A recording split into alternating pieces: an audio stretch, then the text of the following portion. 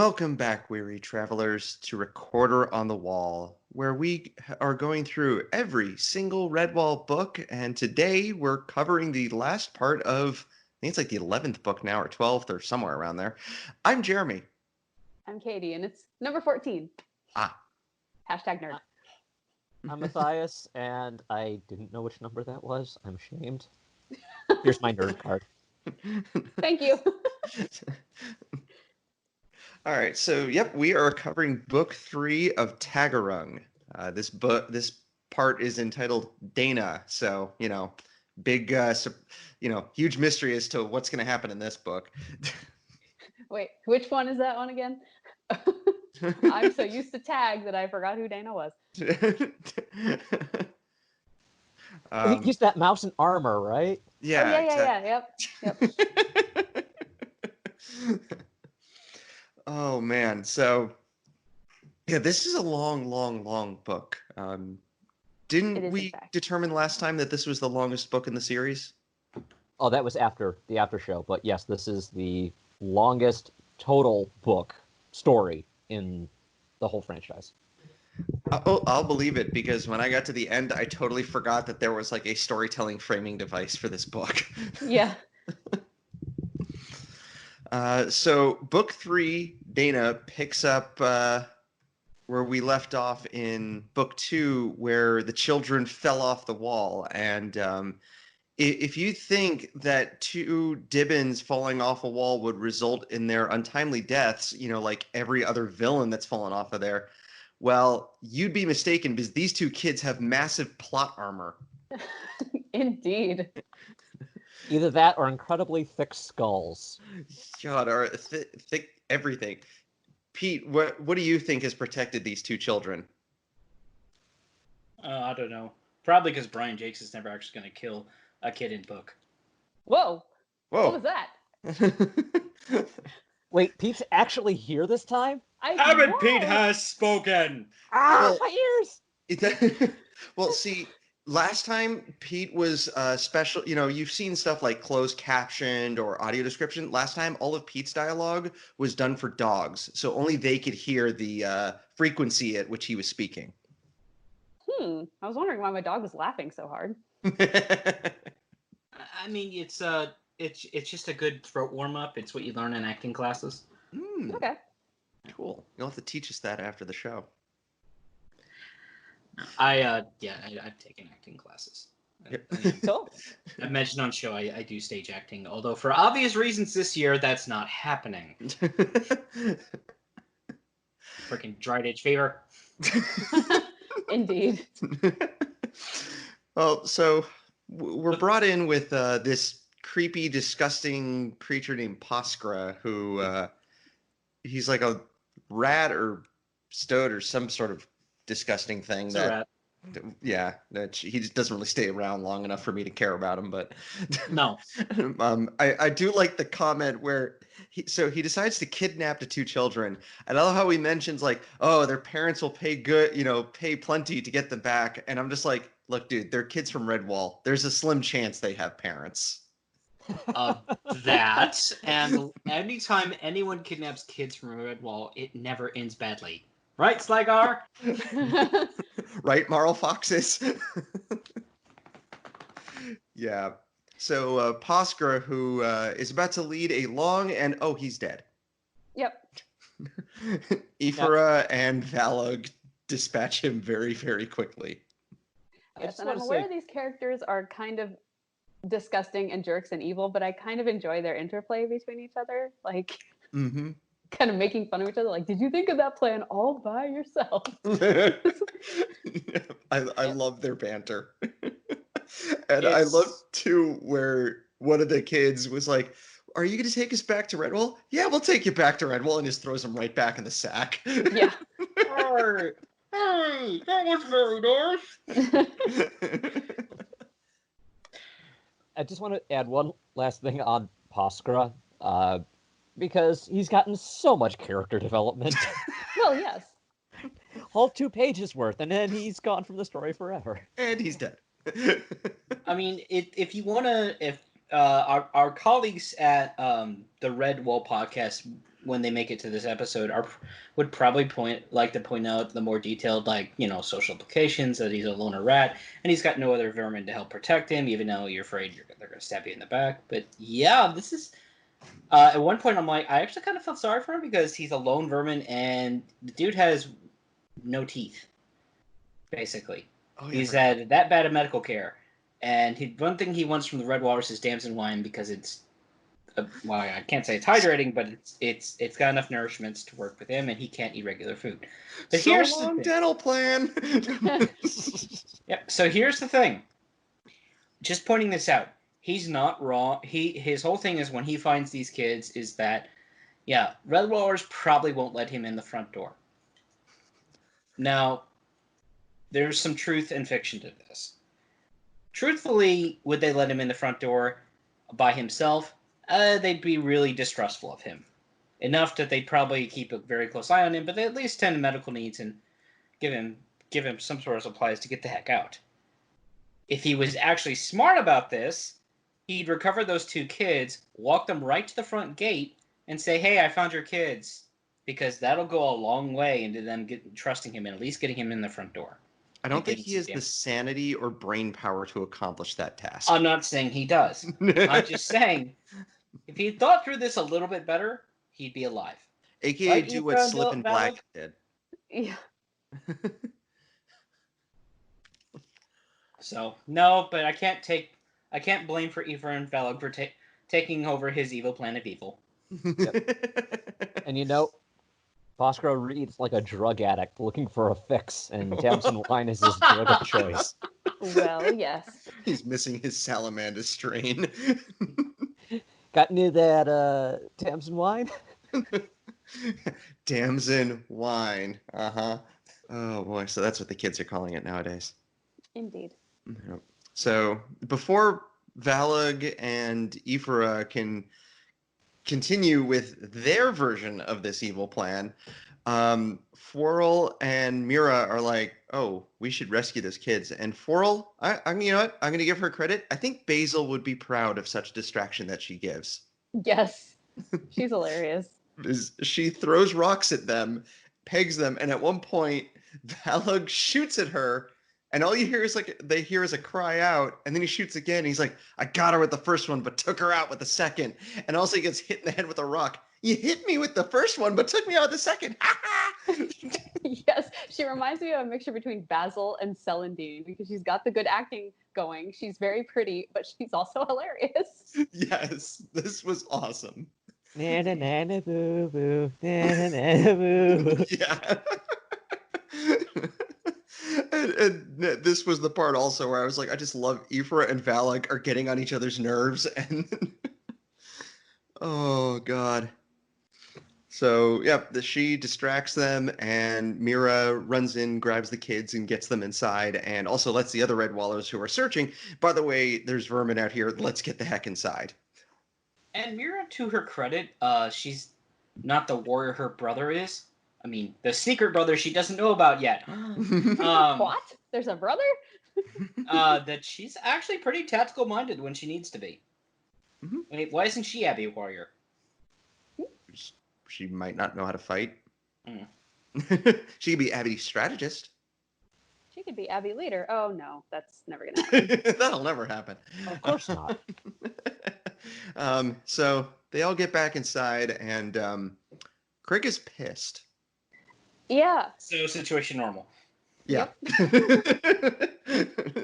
Situation normal. Yeah, honestly, as old as she is, and as we've seen that she gets tired easily, she has a hard time getting around sometimes, I still would not want to mess with her when she's pissed off and very protective of kids. She is a scary lady no matter how old she is. Yep, typical Badger. Yep. I mean, shoot, we saw what Stonepaw was able to pull off back in Lord Brocktree, and he was quite old too. Do you think Stonepaw or Craiga is older? Stonepaw. Okay. Craiga. Craiga. Oh, great. Now I have to be the tying vote thing. Well, I mean, it's 2-1. It's 2-1. You could tie us. You need universally. I could. I'm thinking about what I remember from Lord Brocktree. They say Stonepaw was the oldest living badger from that time. However, years have passed, seasons have passed, however you want to say them. So maybe Craiga has outlived Stonepaw, maybe not. I'm going to be very diplomatic and say I don't know.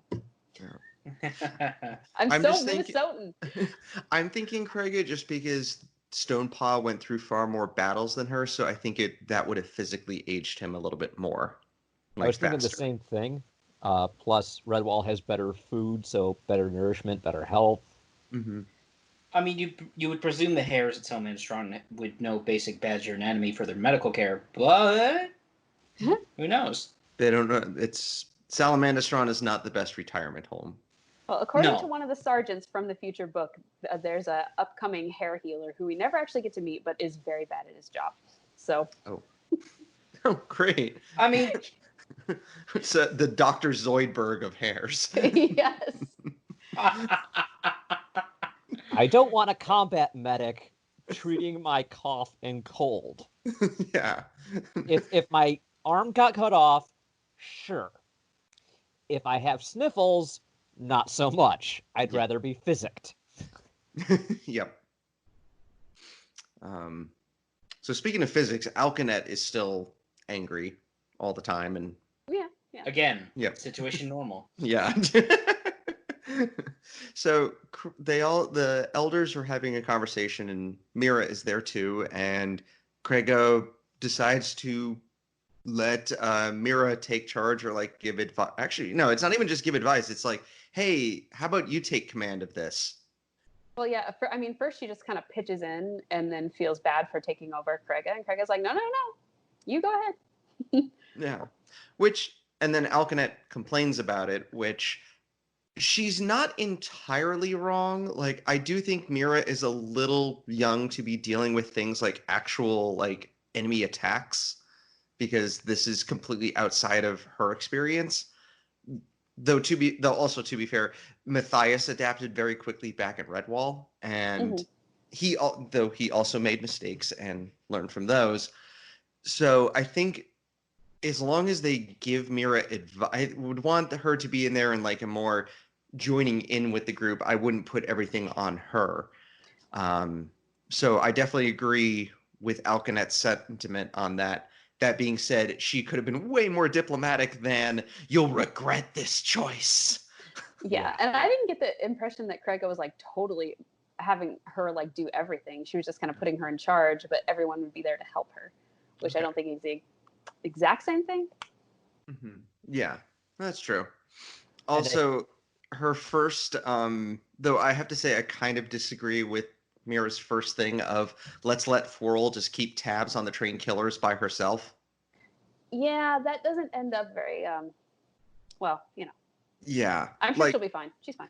Yeah, like Forel, she knows the forest and everything, but it's not like she's a long patrol hare that knows how to completely blend into the background and, spy on people. And not Oktom. I am the knight. Yeah, she's not Oktom. Or his equivalent of Batgirl, which was what was the squirrel's name? I think Tree you Rose. mean Bat Tree Forel. Rose. Huh? Bat Forel. Bat Forel. I like that. I love it. Oh, and by the way, they found another Idigal thing. Yes.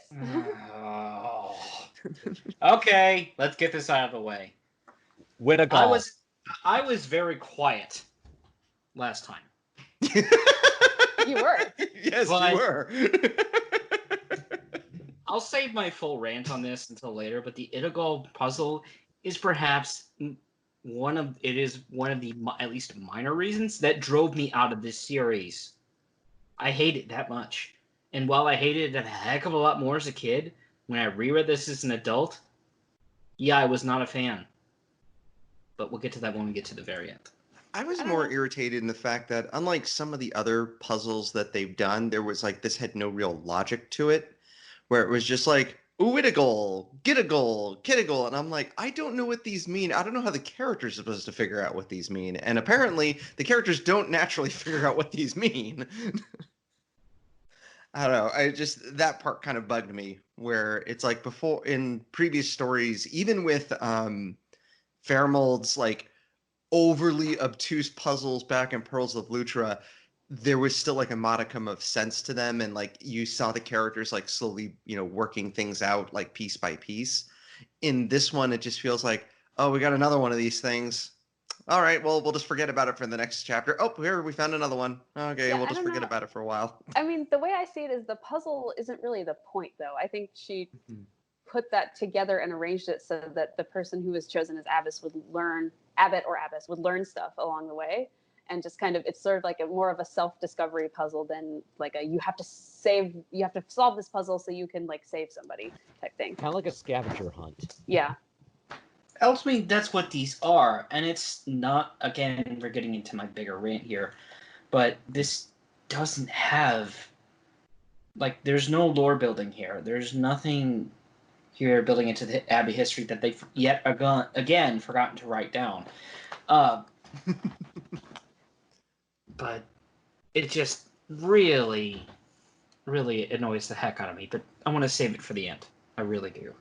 I think I would have liked it more if there was, because like at first the scavenger hunt thing, like in book 2 at least, when they were first finding the clues, like it felt like it was leading somewhere, and then all of a sudden these things are just kind of popping up at random now, which we find out why they're kind of popping up at random, but it also is like, kind of wish you would have, like there could have been some sort of logic to where each of these were, like maybe one would have pointed to the other or something like that. Next chapter we cut back. Huh? I just want to say, Wittigal? What gal am I supposed to be with? Oh, dun dun dun dun dun. I have one for every single Itagal. I'm going to say them. I can't wait. Oh, They are no. terrible. Smoke bomb! So the next chapter, we go to our would-be Redwall siege beasts, and Valeg's like, my bones tell me that the Taggerung is at Redwall. You are so wrong. Valeg, you need to get your bones checked then. You probably have a compound fracture across your skull or something. You are How quite hard did wrong, those sir. rocks hit you? Yeah, it's like their theory of him being here makes sense, but it's like just trying to take hostages or hanging out there and shooting a couple arrows. Not really, not a great strategy here, or just randomly shouting out, give us the Taggerung, and when they reply, we don't know what that is, they're like, oh, yes, you do. No, we don't. Can you seek to explain that? Because, this is kind of important. We can't give you something if we don't know what it is. And I would just like to say, the dream that Mira has where Martin tries to help, he did a terrible job. Yeah. Like, what was that even? Martin is extra cryptic in this book. I'm just thinking... Gomph. It's secretly Gomph at the rings. We know it. Okay. I just have this image of, in the afterlife, Rose grabbing Martin from the phone like, why you tell me you spent $700 on this? I had another theory, which is Song got so pissed that he gave away her thing in the her clue in the previous section of the book, that now she's like, you are forbidden to give them any direct answers right now. She is just so angry with him, and Rose is agreeing, and he's like, all right, I gotta get myself out of the doghouse now. All right, I'll be as extra cryptic as possible. Sorry.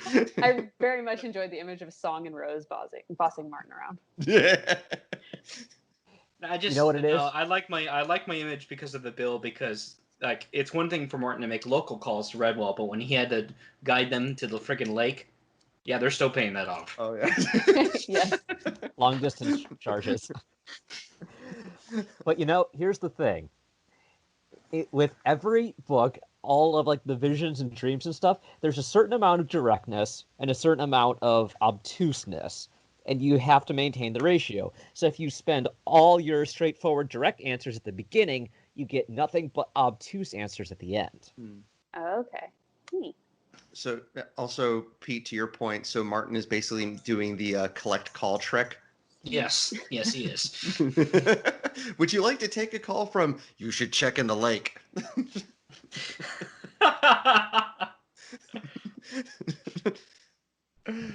uh, But back to the official story here. Yep. So even though Valog and Ifra are not doing the best job of laying siege to Redwall, they are doing a great job at being entertaining. Because They do shoot Brother Horg in the helmet, and his Caught him right in the armor. helmet, which is just it's a bucket turned upside down, and I mean he does take a genuine wound here. The arrow goes through the helmet and pins his ear, and they have to go take him to the infirmary, and he's not exactly happy about it. No. Or what he's going to have to go through. In Redwall, you don't kick the bucket kicks you. I love that mole too. The mole who was carrying down. He's like, "You've been shot in your bucket, sir." For some reason, that always cracks me up. And now, shot in the bucket is a hilarious phrase I'm going to attempt to add to my lexicon. But you have to say it like a mole every time. Shot in the bucket. Well, I just like the moment where I think it was Ifra was like eating some sort of stink plant, and Valak's like, here's an idea. How about you go climb over the wall and breathe over them? That'll make him give us the Taggerung. Yeah. I think it's hilarious where they're like, Harg, we got to take you to see Alkin. And he's like, no, I'd rather the arrow have killed me than deal with her. She is not a very popular infirmary keeper. No, she's not. Just for the record, infirmary keepers seem to have terrible bedside manner at this place. And if your facility is known for healing, come on. What are you doing here? I think nobody learned from Sister May. She was the best one so far. Granted, that was also because she just knocked everyone out, so they didn't really have a chance to complain.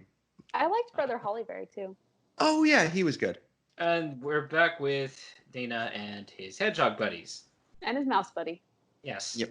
Yes, the mouse buddy with a terrible father. Oh my god! Yeah! I didn't comment on this last time because it was being very quiet, but... Yeah. What the heck is this? And it gets worse! Yeah. Because we find out that not only are Teg and how do you say his name? Nimbalo. Nimbalo are right next to their old dad's family. He basically outlines again why Dad's kind of a jerk. Mm-hmm. Yeah. And that's put it mildly. Dad was physically abusive. Let's be honest here. And while we've had bad parents on the hero side in the past, our favorite favorite from last time, at the very minimum, emotionally abusive. This is straight up physically abusive. Yeah. And this isn't just like, Actually, and this is both, actually. This isn't straight up like maybe giving a kid a slight spank when it comes to absolute emergencies only and you shouldn't play in traffic. What are you doing? Mm-hmm. It's, no, we're told this happens quite a bit. Mm-hmm. Yep. And to the point that he wasn't just physically and emotionally abusive, he was also keeping the kid isolated at home. Mm-hmm. Like, they had neighbors. Dad knew about them, would trade with them, but he never let kid go out and meet them. I mean, this is how you make Sith Lords. We've had villain parents that are better than this. Yes. From everything we would have found out, like Verdaga was a much better father than this guy. Sonny Wrath was a better parent. Yes, agreed. Sonny Wrath was a better parent to Tag than Nimbalo's dad was to him. And he's a murderer. Yeah. So... Like I would argue that Nimbalo's dad was suffering from narcissism, just because it's like, how dare you leave me? You need me. I need to be validated by you validating me. I mean, if we want to get into the deep causes of it, it could genuinely be. Or even Nimbalo's own explanation, like, Dad probably drove my mother off and he took it out on me. Mm-hmm. Oh, I believe it. Yeah. You know what? Virago was a better parent than this guy. Yeah. Because he even had a point. There was even a point where Klitsch was being openly rebellious and was like, look, I'm going to let him live because he's my son. So I'm not going to kill him. Anyone that works with him, you're fair game. As we've mentioned, Virago definitely valued Klitsch more as an heir than necessarily a son. And by the way, when I said this is how you create Sith Lords, well, technically it's not canon anymore due to Disney's purge of the EU, but I meant it. One of the biggest Sith Lords in the EU before the Disney purge, Darth Bane, grew up in the exact same scenario. So, Darth Nimbalo. Well, Just like picturing Nimbalo wielding a lightsaber. No, I am Choking your Herman. father. Oh god. But yeah, they make it to Dad's farmhouse, and hi, Dad. Oh. Yeah, I'm not gonna lie. When I first read this book, I was hoping this chapter was gonna result in like Tag putting Nimbalo's father through a wall. I think we all were. Honestly. Yeah, like I wanted to see this guy get just his butt kicked. I think it would have been more appropriate for Nimbalo as now an adult mouse. yeah. Basically, shrug off his father if he tried to take any physical ailment, and then just chew him out and leave. I Actually, don't know if he was an adult though. I got the impression he was Yeah. more like a teenager, like around Tag's age. Yeah, I think it would, even better. Nimbalo been like, look, here's my friend, and then Tag just scares him into submission just by being physically intimidating to him. Yeah. Like, you want to try hitting me? But unfortunately, we never get to see this chance because not only is Nimbalo's dad very dead, it's recent. Yeah. It's recent enough that they know who did it. Yep. I'm just gonna. This is what I wrote, and I am not sorry for this terrible joke, but I don't care. I said, I feel sorry for Nimbalo not being able to bury the figurative hatchet with his dad, since someone already buried a real hatchet in his dad's back. Oh dear. Yep. And who do we have to blame for all this awfulness? Groovin. Grooven! Groovin, Yay. the guy who kills people who can't fight back. Yeah. It just broke my heart. Not necessarily because I'm sad that this terrible father is dead, but just because Nimbalo is just so crushed by it, just because he really did, I think, love his dad in a way. Just like a lot of abusers loving their parents, even though they're abused. I think part of it also is like he didn't get the chance to, because he even said like, I want to prove to my dad that I'm not worthless, that I have friends now, that I've become a better person than him, and now he doesn't get to have that closure. Yeah. And Exactly. I was going to say no closure, and it's like now we have one more reason for Nimbalo to reject the concept of family. And it's like, I'm sure that it's not going to come up. It's totally going to come up. yeah. And I was gonna say, you could tell now Nimbalo's legit really angry and vengeful. It's like when we've seen him throughout the book, a lot of it is bravado. I mean, a lot of his moments are like, oh, I could take this out, or I'll kill that thing, or whatever. And it's very clear why he got angry with that pygmy shrew chief when he slapped his son. Yeah. But this is very different. He's straight up saying now, I'm going to find the exact one that did this, and I'm going to kill them. And even Tag is standing there like, okay, like I believe you. This is easily the most honest thing Nimbalo has ever said. Outside of telling the story of his horrible, horrible father. But, in terms of like fighting and things like that, like, no, I believe what Nimbalo has the drive to do this. Mm-hmm. Nimbalo, for his own part, he asked Tag to leave, and in his own words, I cleaned the place up, made a fire of some of the broken furniture, and dressed Papa in a clean smock. I sat him in his favorite chair, and I locked up the place with the belt he got beaten with. He's like, do you think my father would have liked it? Yeah, I'm sure he would have, Nimbalo, but I think he didn't make the fire right. Place is burning down. Wait, what? I mean, like, oh well. I was actually, in retrospect, I flashback to Castaways, and I'm like, no, I'm surprised Nimbalo and ultimately just didn't burn the place to the ground. But maybe he didn't. Yeah, I actually remembered it wrong and thought he did. And then when I reread it here, I was like, oh, okay, no, he didn't. And he also retrieved his family's battle axe. So battle axe unlocked for Nimbalo the Slayer. Nimbalo gains +3 attack. I don't think he has that axe He yet. doesn't have it yet. Dad Grab has it right now, we find out. So not quite yet. Yeah. Oh, He's now officially on his quest to get it. Yes. So Oh, I see. Okay. Yep. he has met the quest giver, which he has found the body with the note that says like, "Please find my axe. It'll give you extra strength or whatever." Okay. Yep. Sorry, misread that. No worries. We're also told that when they head back and they start hanging out with their hedgehog buddies, Nimbalo is totally different. He's totally happy. You know, he's happy. He's laughing. And it's like, huh, what's going on? It's cold and Irish wake. Yep. He's laughing so he doesn't cry. Yeah. God, if anyone ever asks what mood whiplash is, tell them to read this chapter. Right. Right. Oh, we forgot something from last chapter. Oh, sure. What's up? How dare us? Oh, there was a one more Itagal. Ooh, Itagal. Oh yeah. And no, I didn't. Wasn't my fault. Dun dun dun dun dun. Oh boy. I am crushing Sorry. you with the power of my mind. Sorry, I missed that. We must catch every Itagal. Who's that Itagal? No, no, no, no. Ooh, None of that. Itagal. God, I didn't even think about the Pokemon reference, actually.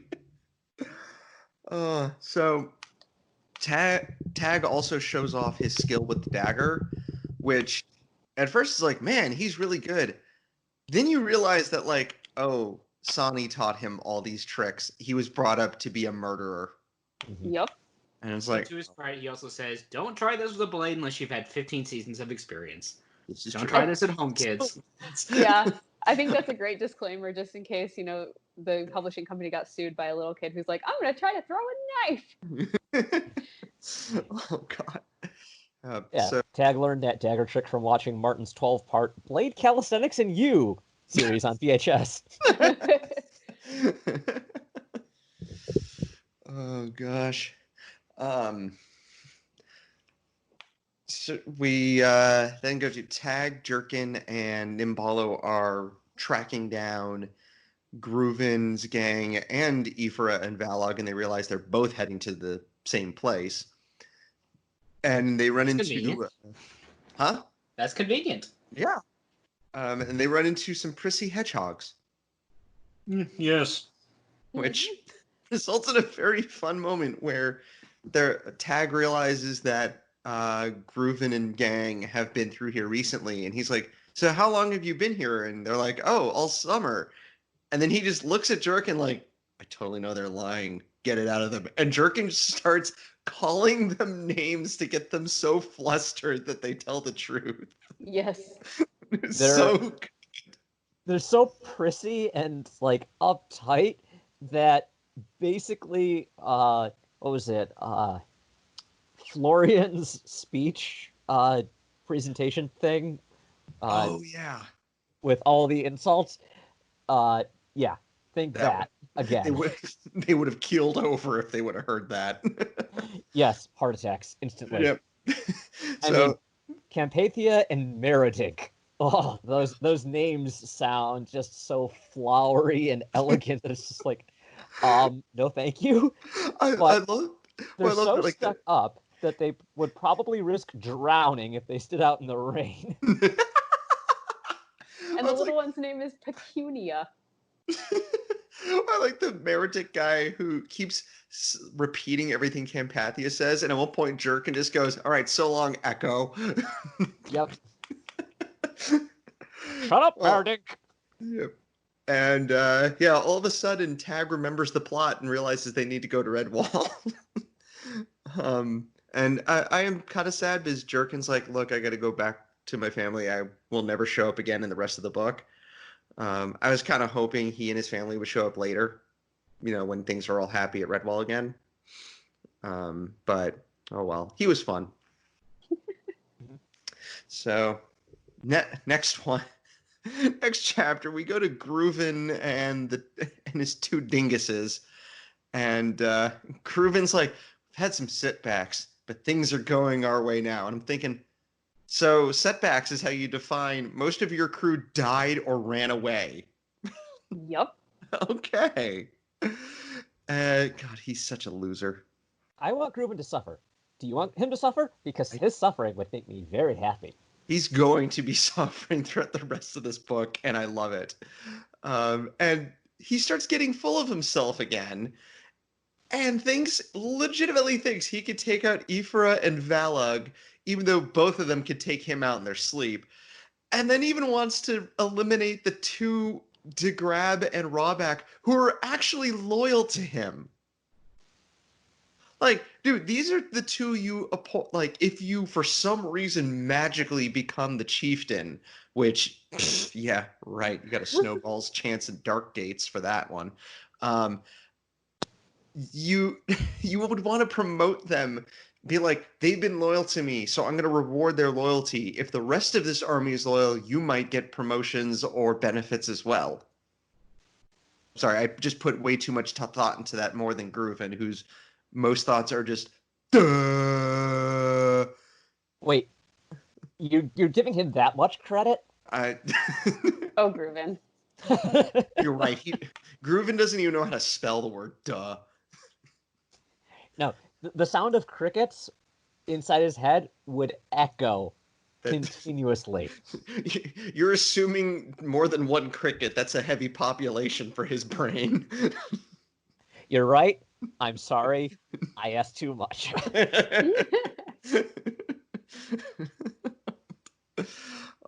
Yeah. Even what's his face? Paskra is looking at Griffin and be like, "Dude, you're dumb." Oh God. So, yep. He believes he can take over. Which, all right. There's delusions of grandeur, and then there's this. Meanwhile, back at Redwall, Krega is the anti-help in this chapter. Am I wrong? No. Mira finds her sleeping in the middle of the grounds, allowing a Dibbin to just run around and raid the strawberry field like a magpie. Meanwhile, there's guys there's guys actively attacking them. And then she gets snippy with Mira when Mira's like, "Hey, we need to go inside." Yes. Like, Krega, what happened? Are you feeling okay? I think she still has a little bit of her moodiness left from back when she was young, and it comes out at very inopportune times. Oh yeah, I guess like this feels way more like I'm going to march and march and march until everybody's exhausted and I almost get killed because I fall asleep in the middle of the road, Krega. Less wise leader, Krega. You know what I think it is? She missed the sounds of slings and arrows and whatnot. So it's kind of like a lullaby, and it's giving her some of the best sleep she's had in a really long time. Wow. Well, she'll get plenty of sleep from an arrow later. Okay, that was bad. That was terrible. Spoilers! Shame on you, sir. That was bad. Okay, that one I am sorry for. I'm not sorry for the hatchet joke, but I am sorry for that joke. Then there's another Itagal in there. Oh, there is. Okay. Oh, yeah, but she finds it like Trey, the mouse babe, finds it in the strawberries, right? Yep. Yes. And it says Kitagal, and it's like, Mira has a baby sister? I would say, I would never hit a gal. I already used that one, and Hitagal is, that was Wait, what's this one? Kit. With a K. Kitagal. Oh, okay. I misheard. Sorry. And then, I mean, there's a definite logic fail on Mira's part here because Krega and the kid are the only one out there with her. And the kid basically says, "Oh, I've been totally here by myself, and no one else put it out there." And Mira's like, "Hey, Krega, did you hear anyone else come out there? No, just you." Gee, I wonder if Krega is putting these out there, Mira. She's the only other one possible. Yeah, see, what I think that might be is some subconscious ableism going on. And a lot of people do this without even realizing it, but surely a blind badger couldn't have done that. She's blind. And like, even though she cares a lot about Krega and she's really good friends with her, sometimes that subconscious ableism just pops up. Mm-hmm. Why'd you call her Not that Shirley, I speak though? from experience or anything. Anyway. I'm sorry, but why'd you call her Shirley? Oh, I'm sorry. I know. I'm sorry. I could. I couldn't resist. You are not allowed to yell at people for making puns anymore. Yes. At least for the rest of the episode, you are exempt, sir. No, that's fair. No. Jeremy, So prepare the then our puns. villains maybe kill Forl at random. Yeah. That Aw. was just so, I don't know, that just felt really weird of just Valug shot an arrow and then they're like, hey, I think I hit that squirrel that threw rocks at us. Like, wait, what? Okay, that was sudden. Yeah. They wanted... Jake's just wanted to write in some drama. Fleur's okay, right? Oh, she's fine. Didn't hit anything vital. Yep. No, really, that's pretty much how it's played out. Yeah. Actually, I wrote down, Forl will be fine. Let's get drunk. See, I do have to point out though, like when I was reading this as a child, I think I was like middle school when I was reading this, I was very concerned that she would be dead. So, I mean, for the target audience, I think it does work. I do want to point out, Sister Alkanet, she's like, here, someone go test this arrowhead is poison. And Drog, the cellar keeper's just like, roach is fine. Yeah. Yeah, that was weird. Yeah. Except any pathogen that might be on that. Drog, why are you foaming at the mouth? Oh, God! Okay, I mean, this is the equivalent of in like cop movies where they they test to see if something is cocaine by licking it, you know. Jeez. Everything's so green. Yeah. And then I will say I'm kind of impressed.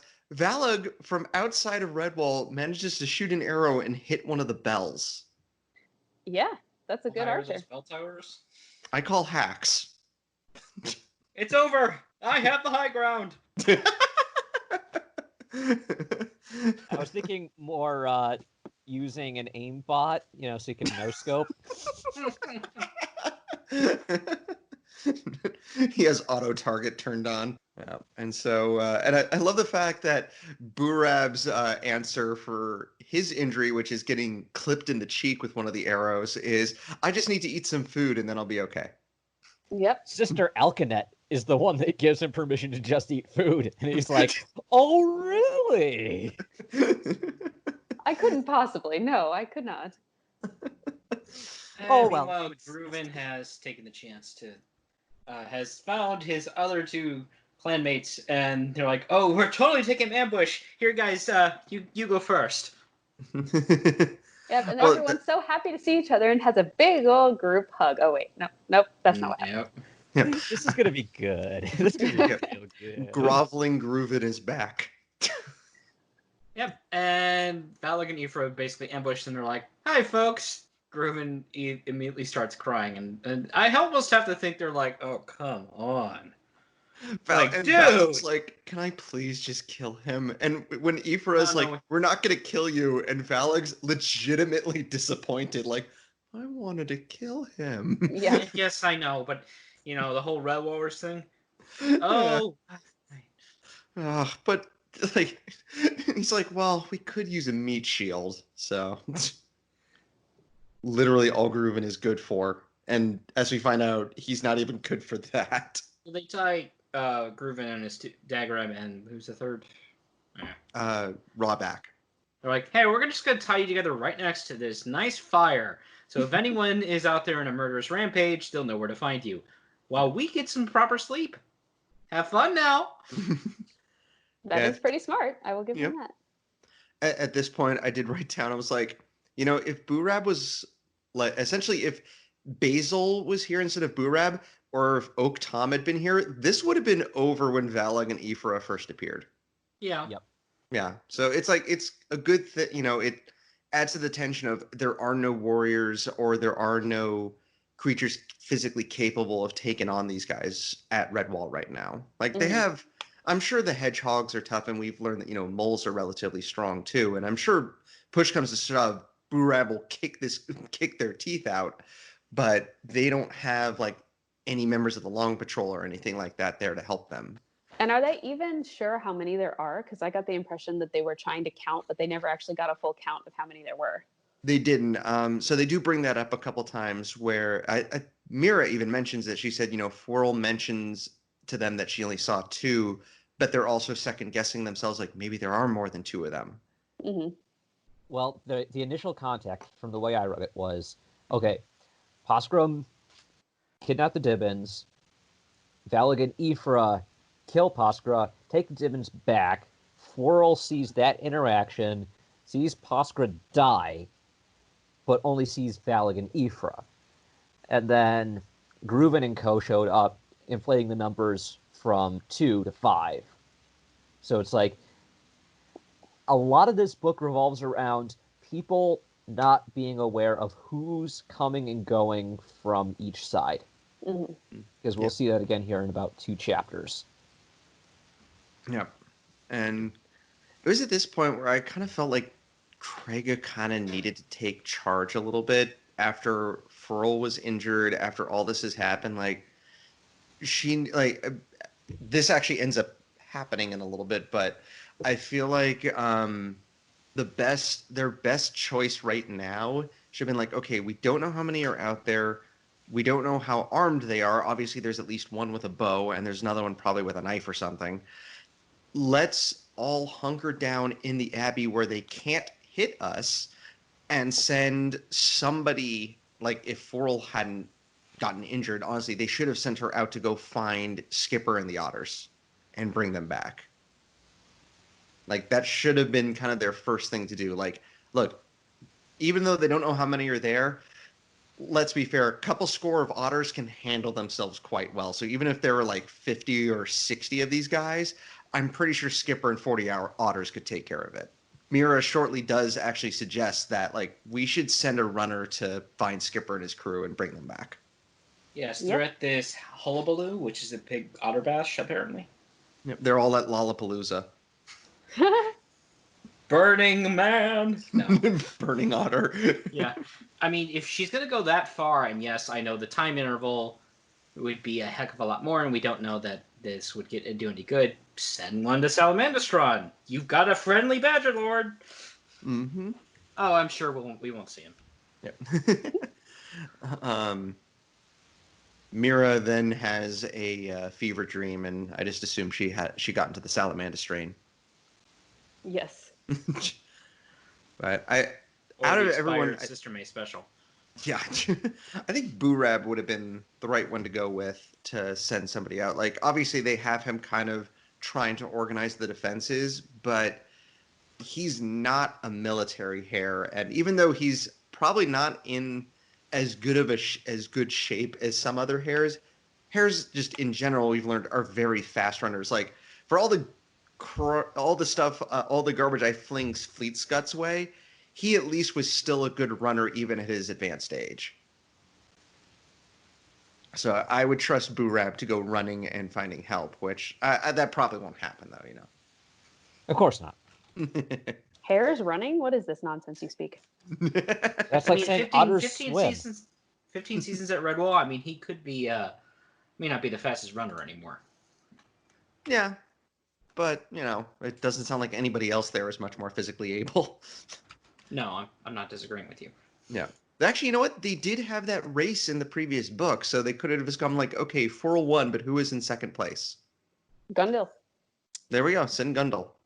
I don't know.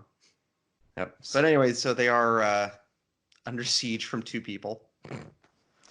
And Yes. yeah, like I said, they don't have any warriors there. They have a couple. I'm sure a couple of them are tough, like Drog the Cellar Keeper. Like I've said, hedgehogs are tough, but they have no experienced warriors. The closest they have is Craiga, which, while it's been a long time since she's been in this situation, I would at least trust what she would have to say. We're back at Tag and Nimbolo, and they've separated from their hedgehog buddies, but Yep. They're just still tracing down the Vermin clans for vengeance. Yes. These 2 are a really fun pair. Oh yeah. I really like how their friendship has developed throughout the book. Oh hi, Redwall Abbey. So how do we get in? Well, and Tag actually shows some common sense here. It's like, here, you take this blade, because if I show up like a tattooed vermin, they probably won't react very well. Yes. So okay, I'll hold on this blade for you, and I totally won't get captured by vermin. That's oddly specific. Why'd you say that? I don't know. So what happens? Smack. He gets captured. First, Nimbalo gets Nimbalo knocked the gets Hom out. Yes. brain damage number 1, and Yeah. then Taggerung or Tag is basically, hey, it's one of these side wall gates that keep disappearing and reappearing in books, and what do you know? It can be opened. I'm just gonna stick my head in here, and why did everything spinning? Yes. I just wrote, Jake's like inflicting head trauma on his protagonist, doesn't he? He definitely does. I just think that this is like throughout the sort of climax, I guess, of this book is a really good use of dramatic irony, like us knowing something that the characters don't know. Yeah. And yeah, the Red Rollers have not only found Tag, but they knocked him the heck out. Oh yeah. Yep. And did they tell the question. leaders that they captured one of the outside vermin? Not yet. Quick question. No. Why can these Woodlanders, specifically led by Drog, Mhm. why do they not recognize that Tag is an otter? I mean, Yeah. I know he's tattooed. If Okay, this so- was any other Woodlander, I would, say, okay, you're from outside the Abbey. Maybe you don't see otters very regularly. Mhm. You have otters living within your walls. Right. Well, Yeah. so up close, yes, I totally agree. Like after they've knocked him out, yeah, they should kind of be able to tell that he's an otter. However, when they're spying on him from up on top of the wall, they can't see him very clearly due to how far away he is. And let's be completely fair. Throughout this book, a lot of creatures have not recognized that he was an otter or even a good guy when they were up close to him.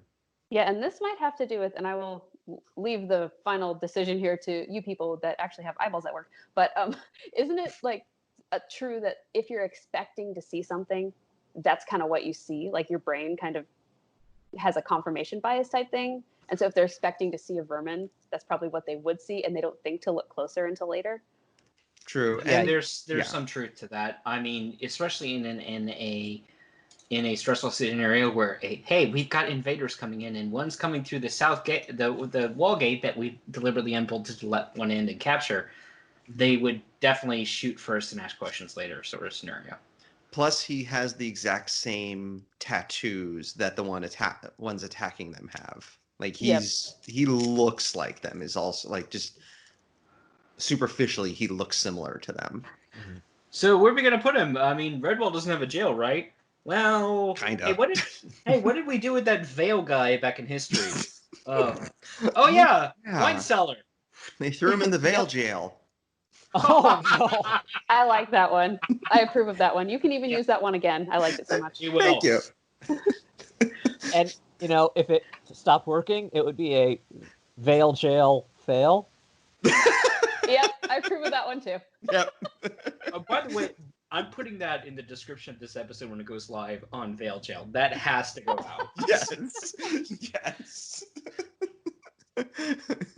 All right. Well, I've hit my high for the podcast, so I'm going to leave right now and Bye, Jeremy. leave on a high note.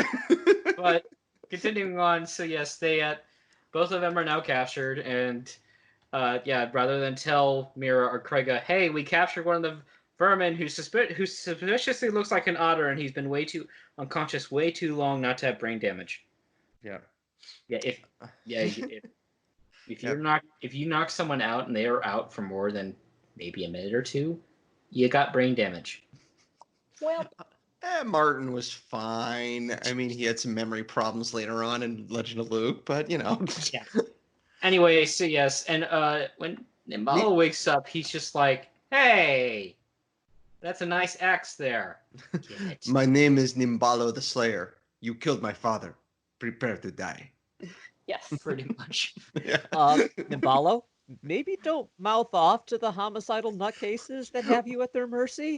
Oh my god, he does not like let hold it back at all with these guys. Yeah, I will give him this. He's not like Grooven. Like he has a lot of bluster and a lot of like big. He tells a lot of tall tales. But when he is in a position that a similar one that Grooven was in, he gives as good as he got. Like he keeps up with them. Yeah. I think also part of it could also be he's like, okay, Tag is around here somewhere. He's gonna come tearing through and help me take these guys out. Yep. Like I think Tag, he you has. coming? Tag? Yeah, he's Anytime. not wrong in the end, but No.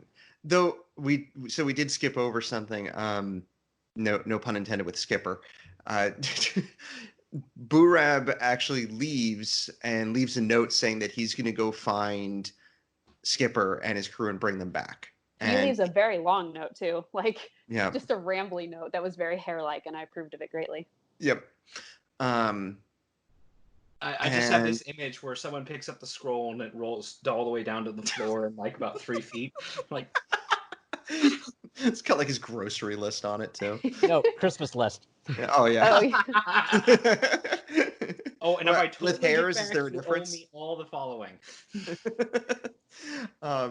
Which I like the fact that it shows Burab's got a good heart. Like he's a bit of a goofball at times, but he sees what needs to be done and is taking the initiative to do it. And Yep. like, if he was a Long Patrol Hare, he would be more useful staying at Redwall to help organize defenses. Then again, if he was a Long Patrol Hare, he probably would have slain these guys like within 5 seconds of them showing up. Yeah, we need Paragord back. Yeah. Oh, Paragord would have like challenged each one individually to a duel, killed them one by one, and been like, "All right, let's go, keep going, bring it." Or he would have charged and taken them all on by himself. Because Paragord was awesome. Yes. So they leave, and then we get a weird moment of, hey, Egbert the Hedgehog, who's barely been in this book, you're now in charge of defenses, even though you have no military training or any idea what you're doing. He's younger than Mira, yeah. Yeah. Wasn't Egbert like a Dibbin in book 1? Yep. Yes. Okay. And I do want to point one point I forgot to mention earlier with Sister Alcana, like, oh, she's too young for do this. Take over the Abbey, and you're gonna regret this, lady. One of your major figures in your history was friggin' Matthias. Yeah. True, but he wasn't taking over as abbot. Yeah, he was basically doing the whole wall guard thing of, here, I'm going to organize the defenders and make sure that they have at least some idea of how to protect themselves. Yep. Yes, but if we're thinking of like commander of the guard and Matthias, then I guess Egbert being young makes sense. Yeah. Yeah. Absolutely, it does. But then we learn that Egbert is just like decides being the commander of the guard means doing an impression of a hare. Yes, and sending all the guards inside. Yeah, Egbert's not good at his job. No, he's not. He should. Well, to be fair, he should not have been put in that position in the first place. And as he continues to speak like a hare, Alcanet's like, I think you need a physic. And he goes, no, I'm totally fine. What? You're getting a physic. No! Yeah. Oh, God. Yeah, and when they during the part where Nimbalo is giving as good as he gets with Valag and everyone, it said that Grooven wished he had even like half the backbone of Nimbalo. And I was like, dude, you don't even have a quarter of the backbone of Vitch. Yeah. Oh. Vitch was braver and tougher than Grooven. Oh, I have no doubt of that. Yeah. Yep. Vitch would have kicked Grooven's butt. I'm sorry, but what has Grooven's mom been doing for the last 15 seasons? Whining and complaining. So he learned perfectly. Oh. Yeah, because it's like, my kid's the Taggerung. You need to respect that my kid's the Taggerung. No, he's not. His mother was a blustering, bumbling dummy who got lucky hitting Sonny Rath in the head with a rock, and even Grooven isn't even that good. No. Oh, No, he's so yeah, Grooven's pretty worthless. So yes, they continue on. Continuing on, the 5 vermin are like, hey, we're gonna keep slinging stones at all 5 of us. It's like, and Nimbalo's making fun. I'm like, there's 5 of you. You're not exactly putting them under siege. Valak's like, stop talking sense. Yes. Red Wars, we're gonna totally kill this mouse that you're totally friends with. And Bolo, right? They're like, we don't know who that is. Who? Like, they don't know who Nimbalo is to the point where they think they think that Valag is making this up. Yeah. That's just not a small rat. Hey. Yeah. Oh. Now that was bitch. Yeah. Yeah. He was a small rat. Which, so they do have a moment inside where, going back to not recognizing who or what Tag is, they say that his tail looks like an otter's and doesn't look right, but they also comment like, wait, don't stoats have big tails? And Clooney had that big tail. Yeah. Hey, name drop. Yep, which Oh, it's our References. favorite top villain. Or at Yep. least the one we measure other ones by. Hey, but it tells that hey, Abby's still trying to educate people. hmm I'm shocked that they remember far back enough to know who Clooney is, honestly. They really seem to forget all these different like details about the Abbey history. Yeah, I think this one might have the most name drops of like and most connections to the past books, if I'm not mistaken. I think so, yeah. Because it's Song, Tansy, Paragord, Matthias, Methuselah, like Joseph Bell, like all those different things. Farrago. Oh, yep, and Slagar. Yep. Yep. They reference a lot of stuff. And I really liked that about this book, where they actually do make all those callbacks, and it feels like it's still connected to all those stories. For what it's worth, I think that makes sense in the fact that this ends what I would call the middle era of Redwall books. So from Redwall itself through Taggerung, there are connecting plot threads and characters that link all the stories together. It's like, yeah, that was from the last book. Mhm. That stops after Taggerung. It does. And the rest of the books Mhm. don't really have anything that ties them together except consistent world lore. It's not like, oh, I recognize that character, or oh, that happened in a previous book.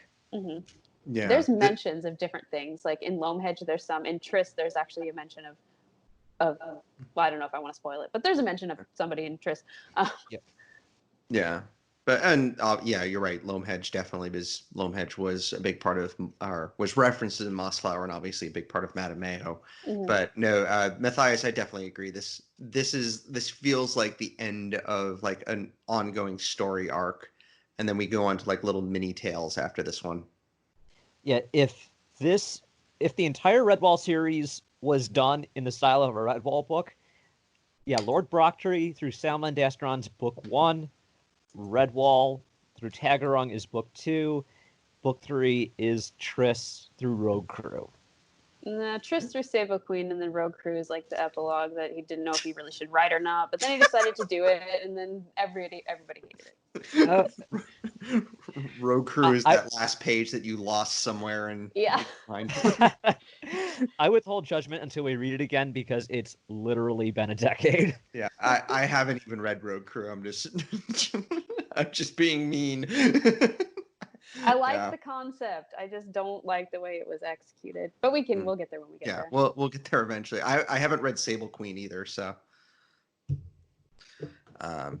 yeah. So indoors, Krega decides to speak with the Valag and them, and meanwhile, and Mira's going up with her, and I think Gundal's going up with them, right? Yeah. Okay. I kind of liked how they were kind of arguing about it, and it said Krega reared to her full height, which was like a lot, and then Gundal reared to his full height, which was not a lot. It's just that was cute. Yeah. And then when Drog and them try, they do try to explain, and Broggle tries to explain, like, hey, we captured someone. They're like, hey, we're trying to focus on this right now. You guys go over there, and don't worry, Broggle, you could totally check on Forel. I give you permission. And then Alkanet's like, how dare you try to go over my head? And Broggle's like, I wasn't trying to go over your head, I swear. Yeah. Poor Broggle. Oh my god. Yeah. There's just so much miscommunication and like poorly executed plans in this book. And I'm just like, the first time I read it, I was like, he's your brother. He's in the cellar. Like, I was so mad. Oh, and Alkanet is like extra pissy in this chapter, I Yeah, swear. she really is. Yeah, I do like the fact that she's at least willing to talk, like wants to try talking to Tag, but then when like they explain, they explain what's going on, and he says who he is, and it's like, "Let me out! I will help you! I will take these guys down! They're my problem." And she's like, "Well, we need to discuss this in a committee. We'll get back to you. We'll get back to you in 1 to 2 business days." You know, Sister Elkinet is useful, but she's still infuriating and obstructive, and Hmm. reminds me of a professor I had in college. I mean, I think I know. Uh, what was that? Jeremy, you talked about a teacher you had. Uh, Katie, you mentioned that gym teacher. It's like, okay, my turn. My Yes. bad teacher story. Go ahead. I had Go to for take interpersonal communication for my degree. And it's like, okay, I'm taking this class. Day one, the professor makes it very clear that she doesn't like people walking in late, so she locks the door as soon as the Oh, class boy. is scheduled to start. So Ugh. you're expected to show up a couple minutes early. It's annoying, but I'm trying to be like, okay, I understand where you're coming from. You don't like disrespectful students, blah blah blah blah blah. She also Sure. makes it clear, out of the 2 exams she gives, if you miss either of them, you automatically fail. Oh man. So you can see the logical connection between those 2 rules of I don't let anybody in after the start of class, and you automatically fail. So what happens on the day of the second exam? I get stuck in traffic. Oh no. I Oh. managed to show up 30 seconds late. The door's already locked. What do? I turn around and walk away because I know there's no use. She's been doing Yeah. it all semester long. I've seen her turn people away. I would literally walk there and go right to the freaking dean's office but that'd be me. Yeah. Anyway, I had a she gives an exit review to all the students. So this is 2 weeks later because this was the end of the semester, and she was like, "Well, you failed. You failed." And it's like, "Well, yeah, I was like 30 seconds late." And she's like, "Well, why didn't you come talk to me?" Because you made it very clear that you didn't care. Right. So this lady was, uh, and all due respect to anybody with German heritage, I have some German blood in me, but she was very German. Of like, Ah. no nonsense, no emotions. It's all about, you know, following the rules. And she really wasn't suited to teach interpersonal communication. I ended up having to take the course again, and I took it with a very lovely lady who was just so wonderful, very easy to talk to, actually practiced the stuff that she taught. So you took it with Sister May instead of Yes. Sister Alkanet. So I started with Sister Elknut, and then I had to take it with Sister May. Yeah. Just if it's any consolation, speaking as someone who does and has taught before, high school and middle school, as much as teachers talk about students, and we do, yeah, guys, what do you think we do in the faculty lounge? Sometimes we have to trade notes because one kid or another is driving us nuts, and we want to find out if there's a way that another teacher has found to convince them of a point. We also, you tend to find other employees you can tend to trust, and because we see the impact of bad teachers on our students. And while you're not supposed to disparage a colleague to students, we will sure as hell do it to each other. Believe me, guys, when you complain to a teacher about another teacher, they might actually be agreeing with you internally, but they can't admit to it. Right. So for the door locking thing, I had a high school teacher do that twice, just twice during the whole semester and she did, or during the whole year, and she did warn people because there was one day where the bell rang, and as it's ringing, and even 2 minutes afterwards, people are calmly or are casually walking into the classroom and just talking and not paying attention to the teacher and everything, just being absolutely rude.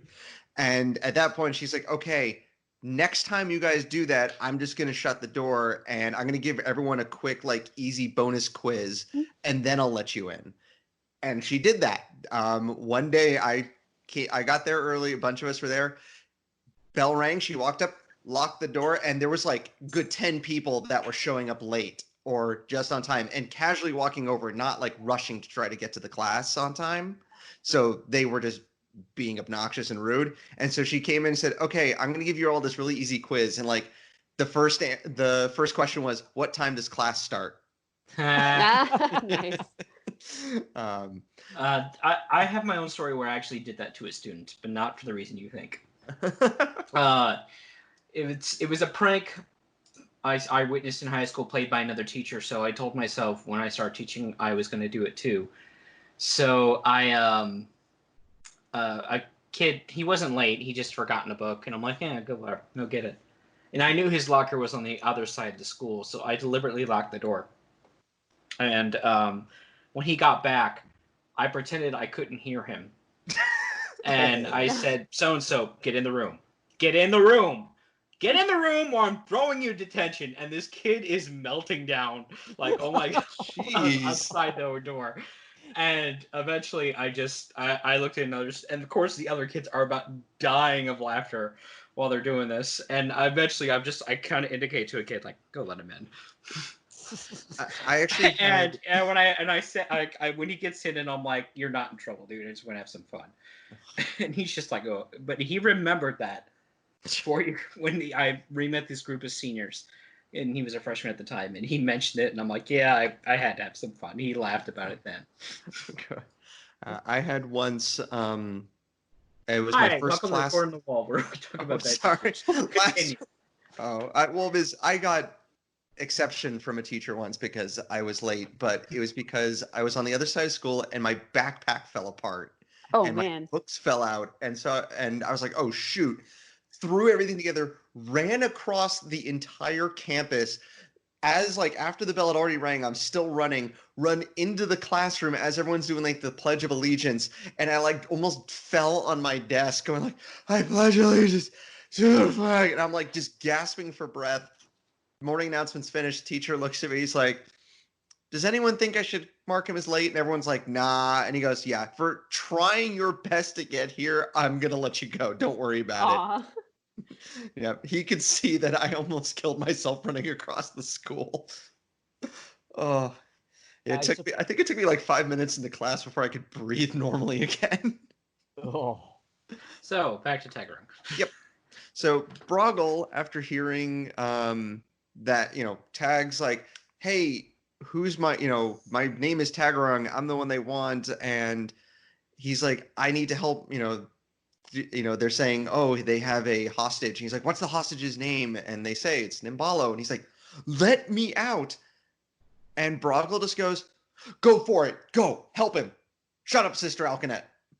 Yeah, that was the very good Broggle moment right there. Yep. Broggle for the win. Yes. And Tag definitely he takes this role because not only does he grab the Sword of Martin on his way out, that just happened to be there. Well, he sees it by the tapestry. Yep, he just grabs it. It's like, hey, that's a nice sword. I'm gonna borrow it. Yep. And runs right out in the front because the vermin are trying to attack. Because Nimbalo has broken his bonds, grabbed his father's battle axe, and is wreaking havoc. And he kind of bumps Valak Beast. He shoots Krega right in the chest. Yep. Oh dear. Yeah. Yeah. There were a couple things that I think we mention that Tag was running through there and he accidentally ran into Forlorn. No. We didn't mention that. Yeah. Yeah, and he's very polite to her too. He is, and she's like, she can see past the tattoos because she's like, that guy looks familiar. Yeah. She's like, wait, that looks like a younger version of my husband. Yeah. Yep. And and did we? I was sort of distracted earlier. Did we discuss how Krega was trying to talk to them and they were kind of making fun of her? No, we did not. Yeah. Go ahead, take point. That was a little triggering. Like, what do you know? You can't see. I cannot count the times that kids have said that to me, growing up, just because, people will take the thing that is most visible about you and try to bully you for it, which is definitely, I'm not the only one that's happened to. And, but it's just like, Well, yeah, she may be blind, but you're an idiot. So one of us is worse off than the other one right now. They are the villains, so like They are. Yep. Definitely. Yep. And you know what? I wonder if she had announced herself as Craiga Rose Eyes, if they would have taken note of that. Maybe. Like if they would have been like, wait, we've heard that. Oh God. So But- a lot happens in this last part of the chapter of Craiga gets hit with an arrow. Yeah. Nimbalo is just purely fearless and assaults Dagrab by grabbing the axe and starts just chasing after her. Grooven runs like a coward because he's Grooven. And then Tag is just unstoppable beast, charges all the way through, runs all the way through Redwall. Speaking of running very long distances stuff, runs all the way through Redwall, charges out the front gate, takes an arrow to the chest, keeps running, beheads Valug, and then chases a terrified Ephora into the distance. Indeed. Holy And Scum. before he beheads Valak, he actually gets to shout, "For my father!" yes, He does. That Yep. was awesome. And everyone's like, what just happened? Just Yeah. Everyone's that just was kind a of lot reeling. of Like chaos. everything happened so fast that, yeah. I think I did have to reread this the first time I read it because everything just happened so fast. Yeah. Oh, and Grooven and Rawback managed to run far enough on their way, and Grooven, hey, I need to catch my breath. You run right ahead into that mysterious-looking area that's totally not swampland. Yep. Blop. Hey, Rawback, you okay? I wonder, Yeah. I wonder if that's the same swamp that the rapscallions ran into back in Long Patrol. Quite Probably. possibly. I will be right back. I just want to go back to Nimbalo for a second. It's Okay. I am not happy with him because it was his actions that led to Krega getting shot. And it's like, you know, if you had waited an extra, I don't know, minute or two, your buddy would have come just bolting through the door and scared everyone off. But because you have to play the big hero, you have to try to battle your own insecurities, you know, from years of abuse. You've hurt the best character in the past 3 books. I'm not happy. I don't forgive him. No, I agree The with you. Nimbalo has been very. I'm trying to think of the right word for it. He's been very not over eager, like impulsive. He's very impulsive throughout this book. He kind of acts on instinct and doesn't really think stuff through half the time. And so this does fit who he is. And also he doesn't realize that Tag is charging through like a freight train right now. Oh, of course, it's Yeah. audience knowledge versus character knowledge. Yeah. But still. Yeah. Oh no, he definitely is the reason that Krega gets hit. And granted, we don't know that Valag wouldn't have just shot her anyway, but yeah, now it's ugh. It goes from Vermin killed Krega to Nimbalo responsible for Krega. Yeah. And also I think we skipped over Mira's reaction when Krega gets hit is she just starts screaming. Which, yeah, that would traumatize somebody that's never been around violence, and all of a sudden your friend who you've gotten to know for these past 15 seasons, like the wisest, kindest person you know, that's like your, you know, one of your oldest friends, that's kind of like a grandmother to you, just got hit in the chest with an arrow. Ugh. A lot happens in like one page at the end of this chapter. These are children's books. Yeah. There's I- there's some dark stuff in this book. So yeah, and Grooven is by himself, and he's like, "I'm the only one left. I can totally go back to home here and just cut my losses, right?" They'll totally believe me when I say that I killed the Taggerung and that all the rest are dead, and half of that is kind of true. Yep. Meanwhile, hey, the chapter 30 literally begins with Skipper and his daughters with Boo Reb in his Jester outfit. Yeah, that picture is. It's it is- weird. It is hard to look cool in a jester outfit. Also, his That- face looks just off. The Yeah. otters look fine. It's just That being said, I love Boo Rab in this chapter, where Fleet Scut, you could have learned from Boo Rab. This is how you push yourself and bring people to help your home. He's obviously exhausted because they said like he ran for like and has not rested for 2 days straight. But he's unwilling to lose pace with the otters and says to Skipper when Skipper's like, dude, you can take a break. It's fine. You can catch up. He's like, no, I'm going to march back into Redwall right alongside you so we can protect my home. And to reward his determination, the otters even help him keep going, and because they see that he doesn't want to get left behind. Like they see his determination. And he's also not complaining about hunger or fatigue or anything. He is staying with these otters. He wants to make sure Redwall is saved. So Boo Rab is awesome here. yes. But yeah, they're on their way back to the Abbey. I'm sure they'll get there in time. Yeah. They then find, holy cow. So speaking of like insane stamina, Tag took an arrow to the chest while running at full steam, killed Valag while taking vengeance for his father, chases down Ephora. This part is off screen apparently. Chased down Ephora, actually fought him like hand to hand, like fought him, and killed him with the arrow still stuck in his chest, and then still has the wherewithal to hold up Martin's sword so people can find him. I'm okay. Holy cow! Like I'm not okay.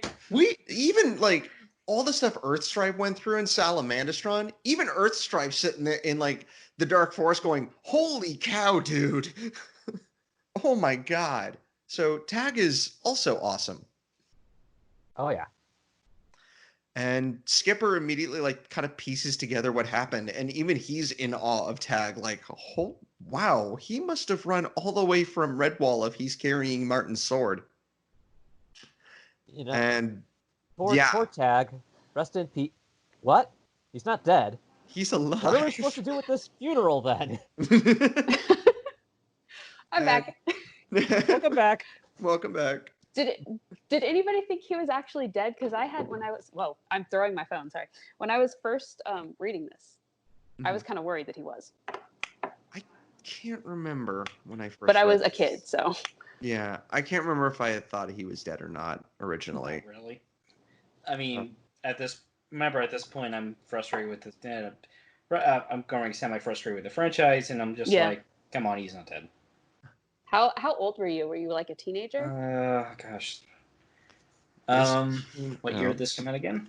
I don't remember. I think the audiobook was like 2000 or 2001, but the audiobooks had 2001. Okay. I would have been 2001, so it would have been my junior year of high school. Okay. So yeah, I was being exposed to a lot of other literature. Okay. And I had slowed down on the franchise already. But, I mean, technically I did read Lord Bartry after this. It's just like, by that point, I was just like, nope. Yeah, I think I was 11 or 12 when I first read this, so I was just like, oh no, he's actually dead, because after Martin the Warrior, I didn't put anything past Jake's. This is true. No, that's totally fair. And I read them like not one right after the other, because I did take a big old break after I read Martin the Warrior, but I did after Martin Taggerung was the next one that I read. So like, what if he does kill the main character again?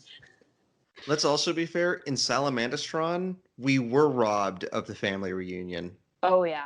Yep. So it is definitely not, I wouldn't put it past him to, granted, in this one, it feels less like, it doesn't feel like he would do that in this specific one, but it wouldn't be out of the realm of what he's already done and kind of been like, I'm not going to give you that happy ending reunion.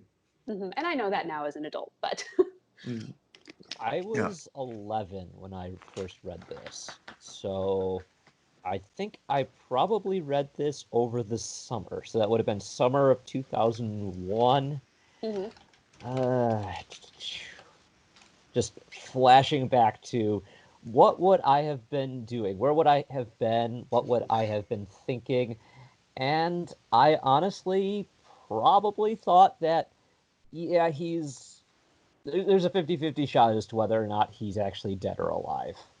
And just like, I'm going to see where the story takes me, and left it at that. Not to overthink it, just, I'm not going to make any decision because I want to keep reading. Yeah, I honestly can't remember. It's been way too long. I remember some things of like when I first read some of these books, like moments from like Mossflower and things like that. I always remember, but this one I cannot remember what I thought at this part when I first read it. So I like the fact that Burab then, continuing to be awesome, immediately shakes off the awe of what they just found and realizes that, like, oh, okay, fine, quick, put together a stretcher. Let's get him back to Redwall and make sure that Redwall really is okay. Yeah. And when they return, they find that Nimbalo killed Dagrab and has reclaimed that axe. And I will. This is mine now. Yep. This part got me a little misty-eyed where Nimbalo's like freaking out over Tag's injury, and Burab's like, let him stay by Tag's side while we carry him, and he can keep him company. I felt so bad for Nimbalo because he must feel so alone in the world right now. Mm-hmm. Yeah. At the same time, go ahead. I was gonna say, like, Tag was his first friend and his first like true companion, and now like he might be dead, and he, like, I don't know how, like, he's got to feel horrible right now, and it's just like really sad. Like all of a sudden, like he's almost ready to shut down. At the same time, though, this is another case of I'm not really cool with the thing that Nimbalo's doing, which is, okay, they've made a stretcher, they're carrying Tag, he's got a really bad chest wound. What do? You place a mouse up so he can sit next to him, and it's like, how close is he to that wound? How much pressure is he putting on Tag's body? Because it's like, yeah, lightweight small mouse versus, big tough otter, but for anybody who's had a pulled muscle that just tries to like set some light thing down in even the closest proximity to that pulled muscle, it's just like, ow. I can't imagine what it would be like to have an arrow wound, just piercing you, and suddenly you have your body being flexed even by something relatively lightweight. It's like, would you want a cat sitting on you after receiving an arrow wound and it's not been taken care of yet? I'm now having pain flashbacks to when I had surgery a few years ago, and just the act of chuckling was like laughing was extremely painful. And yeah, I wouldn't want anyone near the this was purposefully, like, this was done for something else. Like, this was surgery. This wasn't, I received a massive wound. So yeah, that's a good point. Like, oh, now I'm in pain. I stand by my point. I apologize for causing you to flashback. That's all right, man. Don't worry about it. Just immediately, like, as you're talking about that, I'm just like immediately flashing back to everything. Like, yeah, I remember standing or moving was very, very excruciating. That was when I had they were doing surgery for something else, which I won't go into, but like during that they found I had a hernia and fixed that too. So wow. When I woke, huh? I said, wow. Yeah, and when I woke up, the first thing the nurse said to me was, "We fixed your hernia." And I was thinking, I did not come in for that. But oh yeah, very painful. Don't get a hernia. If you're ever thinking of getting one, I would recommend not doing that. Oh man, there go my plans for tonight. Here's the fashionable thing to have now. Yeah. It just, even like, I had a lesser one like a week later, and at one point I didn't take the pain medication because I was still going to work for like 2 more days. And then I went on LOA, but like I turned to take something from someone and I winced and I'm like, ow. And she was like, "Are you okay?" And I said, "Yeah, this is where I had surgery. It was like near my left shoulder." And I was like, "Yeah, I didn't take the pain meds because I wanted to be in a good like mental state for work." And she and like my other coworker looked at me like, are you serious? Like, are you insane? Wow. I'm gonna take the answer was yes then. Yeah. Well, I'll put it this way. If you've been in almost consistent pain through multiple things for like 4 to 5 months straight, sad to say, you kind of get used to it. Like, I was used to being in pain at that point. That's how bad that was. Well, that's just depressing. Yeah. I still have times where, like, if I get a headache, I forget that I can just take Advil to make it go away. Because I had to go without being able to take actual pain medication for a while. Wow. Yep. And when asked by a nurse, what do you do when you're in pain? I looked her in the eye and went, I deal with it. Nice. Fear me. Yeah, she was in shock. She was like, oh, okay. So, you know what? If Deyna or Tag lives through this, and if that was still, like, Alkanet said, like, this will probably be stuck in him forever, he would probably have that reaction to somebody. Like, how do you handle that pain? I deal with it. I got this injury while avenging my father. So Moving back to this. moving yeah, on. So anyway, and Florin's like, hey, Mira. See? that's your brother. Wait, what? Yeah, that's basically her reaction. Like, that's my brother? No, it just looks like a very younger, tattooed version of my father. Oh. You then get this, like, really, oh my god, like, another tearjerker sweet moment where Lauren's like, here, I'll prove it, and sings like the song that she sang to him when he was a baby, and he just starts instinctively holding his arms up as if wanting his mom to pick him up. I loved that part so much. Hey, thanks. Well, is that special? And Alkanet says, like, look, he's got an arrow lodged in his chest. I can't do anything. I can remove the shaft from the arrow, but I can't take it out. It would kill him. And Skipper brings up that there's a special otter healer. And even though Alkanet at first is like immediate, like, that's a myth, you're giving people false hope, she does immediately see, like, when Skipper says, no, she's real, I can take him to see her. And when Mira and Florin say, like, no, we need to come with you, we have to go with you, and he even says, like, look, she only responds to me.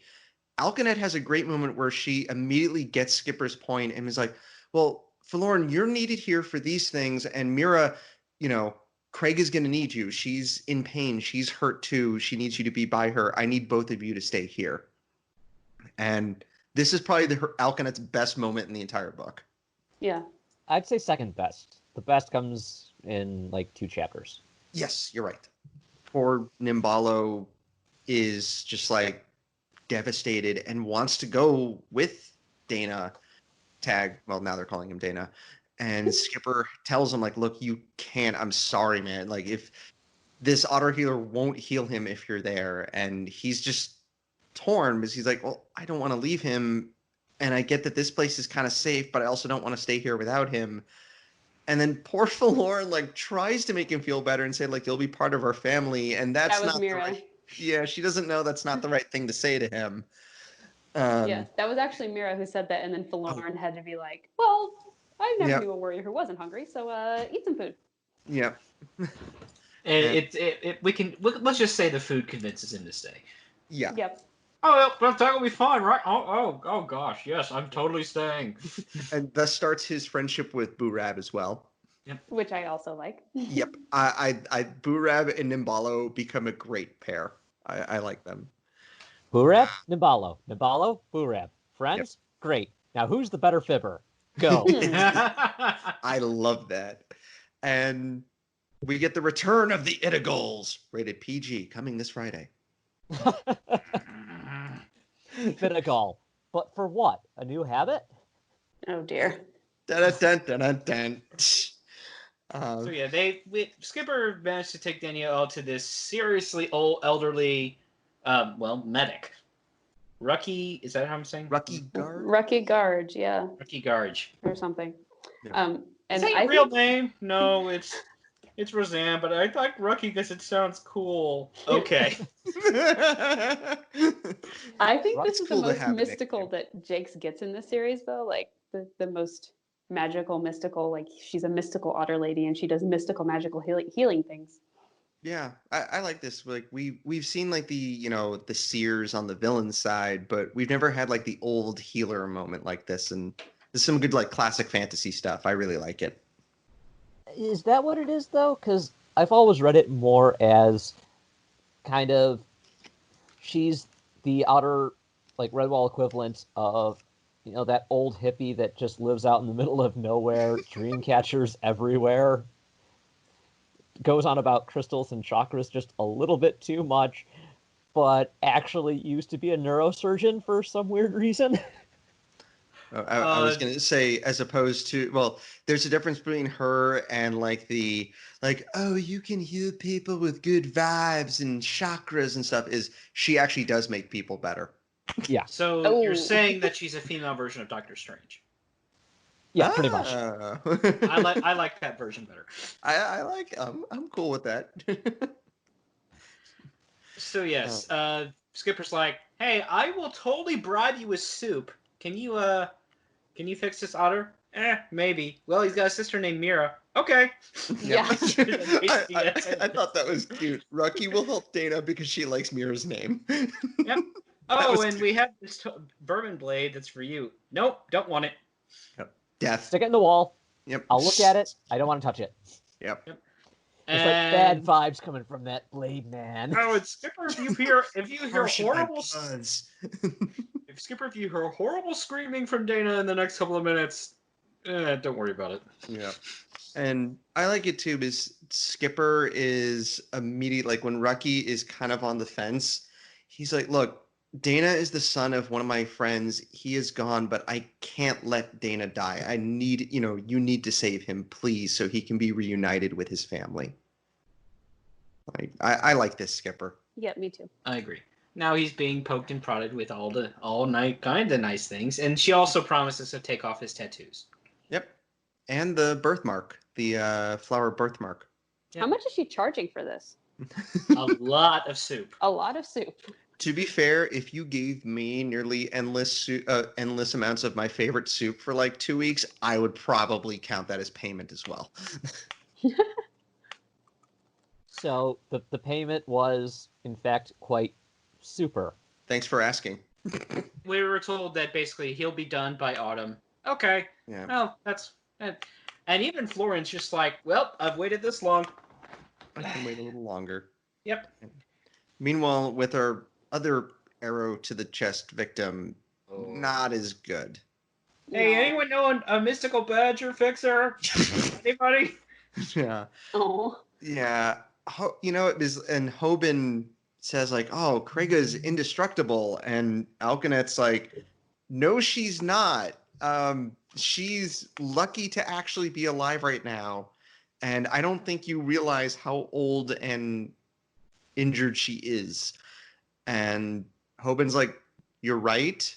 I'm sorry, but don't pass that around. We don't want to make people depressed right now. I think what he actually says is like, we all know that. We just don't like to go around saying it. Like, it's sort of an example, like, I know that my dog will not live as long as I do. But I do joke that I have made a deal with her where she's going to live forever because, like, I mean, it's something that I definitely know is going to happen, but I don't just go around saying it. Like, yeah. I would rather just, do the happy thing. If she's going to live to be 35, and it's fine. Yeah. Mm-hmm. Yeah. It's at this point I'm realizing that Sister Alkanet is probably on the autistic spectrum somewhere. She isn't really great with she isn't great with social situations, but has an impressive knowledge of like medicines and biology and whatnot. And it's like there's something that's just enough off that it's just sending up my antenna, just like, what's going on here? Yeah, which I will say I can see why they have that impression of Krega as the indestructible person, though, just because after all the things that she's gone through and how long she's lived, like we mentioned earlier, like we're not, maybe she's probably, she might be older than Stonepaw. I'm pretty sure she's older than Bella, or at least around like that level.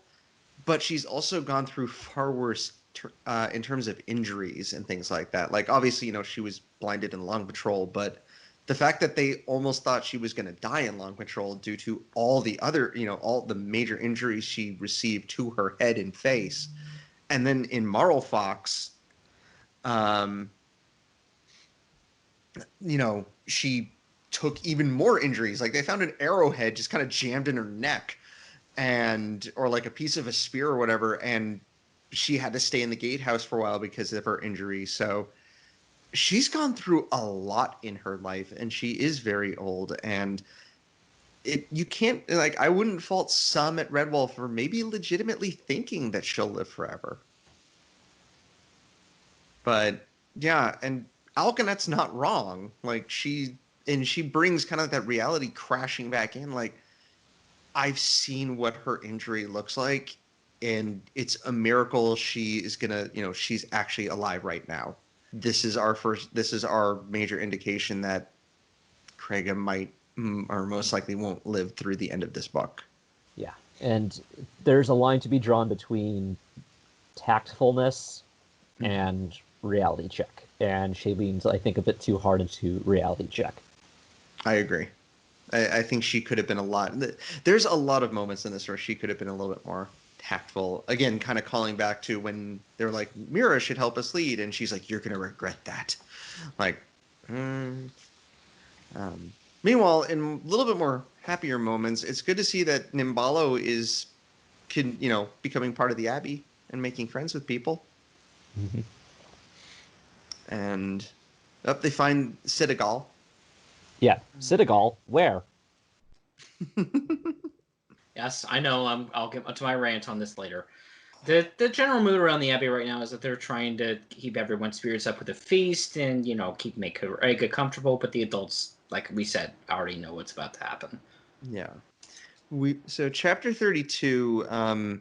Before we get into the heavy stuff in this chapter, I absolutely love the opening to this chapter with Mira and Forel, who Forel has recovered. I love it. Mira and Forel are helping clean up the Dibbins, and when Brother Hoban comes in, they help like clean his paws and stuff, and he pretends to hate being cleaned up when he's around the Dibbins. That is absolutely adorable. I mean, that's what you would expect, an adult to do around a toddler being like, I don't want to wash my hands. Yep. I loved this whole sequence. This was great. We then get the feast, and everyone quiets down, and Craiga gets to make a speech. And my God, this chapter is sad. Now, Saddest chapter. Oh my God, I'm just gonna say, like, obviously, Long Patrol had near the end was very powerful and everything with all, with results of war. I don't think I've been this moved when a character has passed since like Rose. Agreed. Same here. Mm-hmm. So we get, and I honestly think this might be one of, if not the best send-off for a character in this series. For one that, like, for Craiga, where we've gotten to know her now through 3 books. Like, we got to know Martin for 2, and then later on we, with Legend of Luke, we got a 3rd book, but we never really got like a send-off for Martin, which I think kind of fits his character because he's always, in a way, still kind of around. And we don't get send-offs to a lot of characters. Like Matthias, we never really got one for, or we never got one for. With Craiga, we get this great sequence where she passes the torch to a new generation with her. We'll go into the details of it, but just for the sequence of her saying that she has chosen Mira to be the new abbess of Redwall. And we get a great moment with people congratulating her. And even Alkanet gets her great moment where she says, like, I would have picked you too. And of course, she finally lifts Burab's probation. And Oh, how much longer? yeah, 15 seasons of probation. And he is excited, he's ecstatic, and that's great to see. And where he even says, like, I'll sing something right now, you get to pick. And she says, please play my favorite, sing and play my favorite song from, and we find out it was about when she was in her prime as the leader of Salamandastron.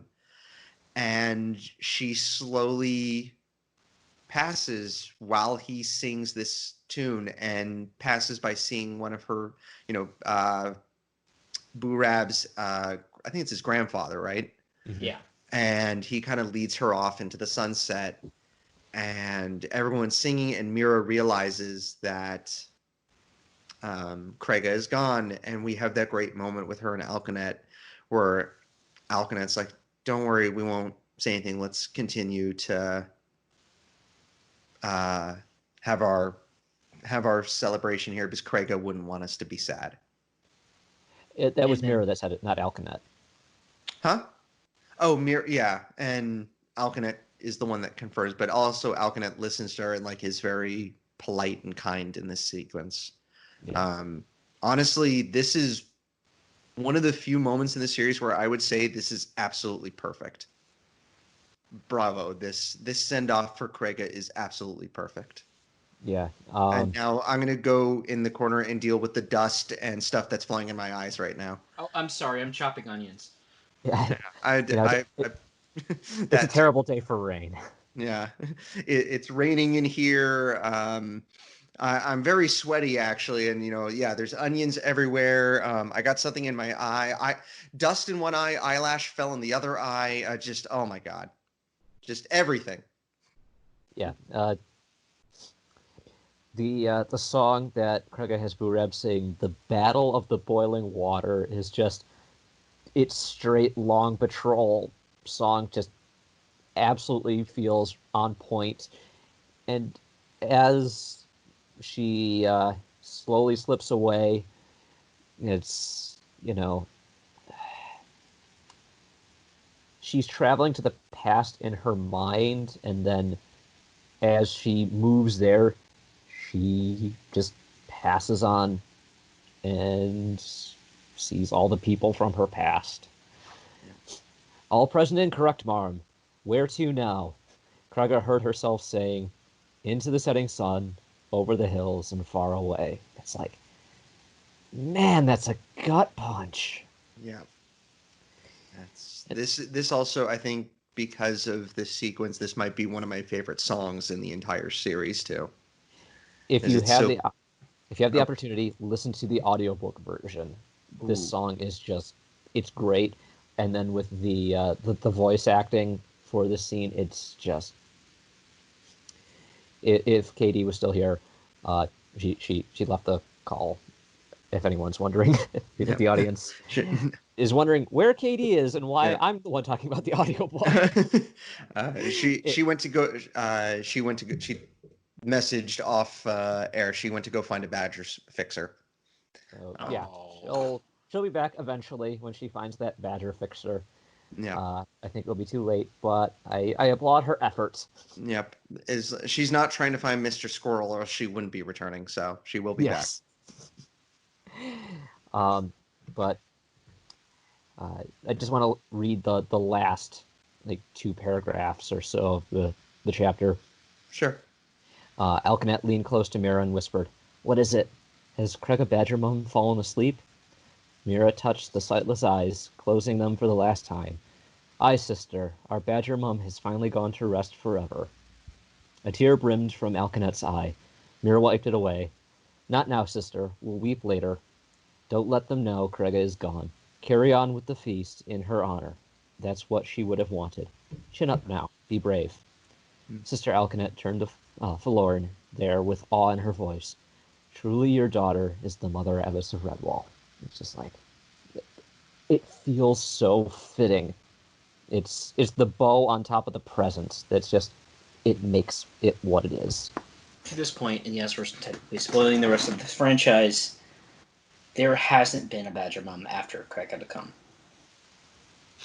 She's the last one. So, not that there are plenty of other books we still have yet to get to, but we'll never know the reasons why Brian never wanted to point another one, but here we are. Maybe, maybe he felt he couldn't come up with a true successor to Craiga. Like a good like every Badger Mom for Redwall has been very good so far. Like we've had Mellis in Mariel of Redwall and Bellmaker. Obviously, Constance was fantastic in Redwall and in Madameo. Alma had her moments. Not as many as some of the others, but she was good. So, yeah, but I think Craiga stands alongside Constance as like my favorite Badger Mom. That being said, yeah, we officially have. Basically, we also have Mirror's like officially Abbess now. Mm-hmm. And yeah, that we kind of indicated like this whole. We don't have official confirmation yet, but hey, this whole Idigol thing that was totally Craiga. Yeah, I was not wrong. But before we get to that, let's check in on Grooven. I'm sure he's totally fine when he gets home. Oh, no. His clan has been taken over by a different Jessica clan. Yep. You can't go home again, especially if that home's been moved and taken over by a scary dude. Yeah. Oh, and your mom's dead? Oh, and nothing of value was lost. Yeah, I mean, he doesn't really react that hard when we find out his mom's been killed. No, well, that happened. In like a chapter or two later, it goes into his thoughts, and he's like, it said like Grooven didn't mind, wasn't too perturbed that his mom was dead, because she was just always annoying and like pestering him. She was the naggy mother, and so he doesn't mind that she's dead. Oh well.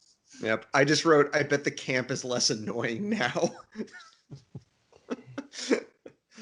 And so yeah, Grooven finds the new leader of the Juska, which it's the Juskabor now is what they're called, instead of Juska Wrath or Juska Zan, which congratulations, Grooven, you just had the lamest tenure as leader of the Juska.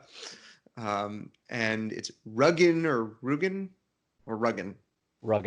Ruggin Boar is now the leader of this clan. He's a fox, and he's evil, and he's intimidating, which, granted, I'm pretty sure a fly can intimidate Grooven, but... He's a very quiet evil, I've noticed. Yes, he's not over the top or anything like that.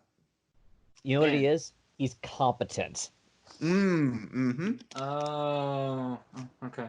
We haven't had a competent vermin up to this point. Sonny had some moments.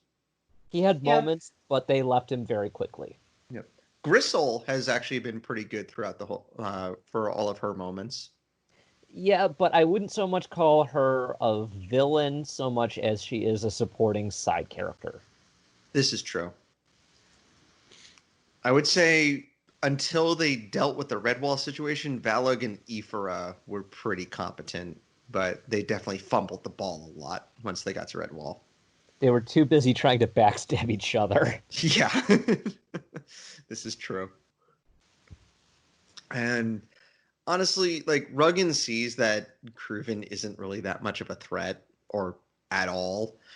Mm-hmm. But I am honestly surprised he doesn't just kill Grooven and be done with it and move on with his life. Well, Grooven unfortunately pulls the trap card. Or a trump card and says, I'm totally the... You activated my trap card! I'm totally the Taggerung. I activate Taggerung. I'm the Taggerung, guys. Don't you believe me? No. Which, so... I don't want to spoil what happens later, but like, okay, so he says, I'm the Taggerung, and they've established the rule is like, if you kill the Taggerung, you inherit it. Like, you are the one!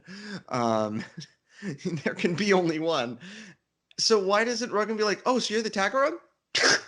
Now I'm the Taggerung. Yay! He doesn't believe him, and Jessica, as we're told, are a cowardly and superstitiously lot. So, I thought you'd appreciate that. Thank you. That was good. And not only that, but Ruggin's got 2 seers. Oh, hi, Gristle. And seer everywhere. and he's got his own seer. What's her face? I know I wrote this down.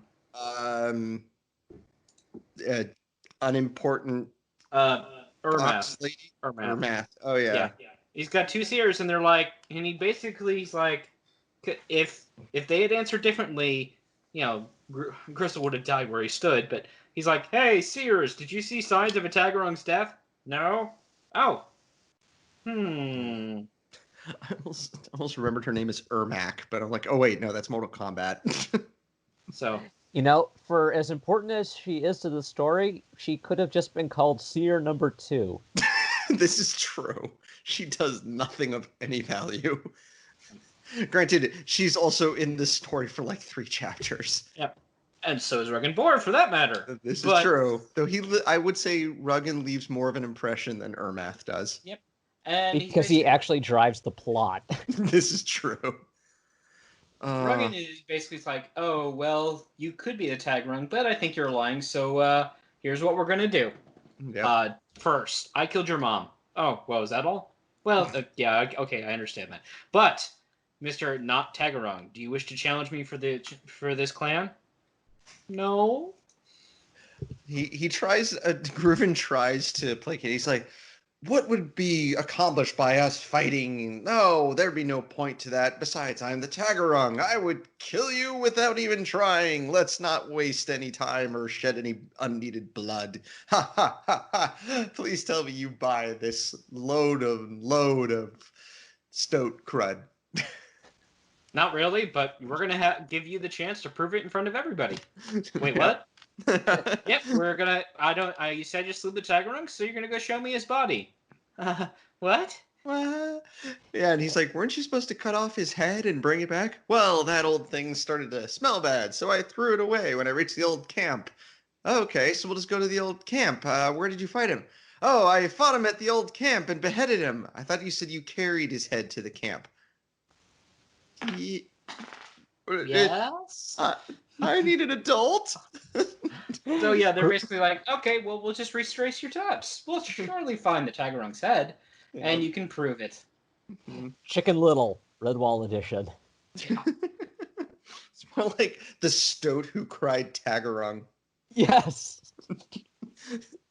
And they're gonna head in the direction of Redwall. I'm sure there will be no threat at all. Nope. Meanwhile, of course not.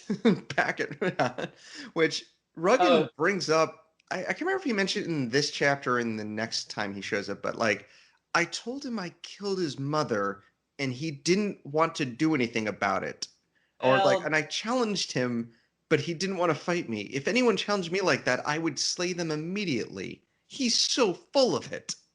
And Gristle's like, I mean, you met his mom. Oh, right, yeah.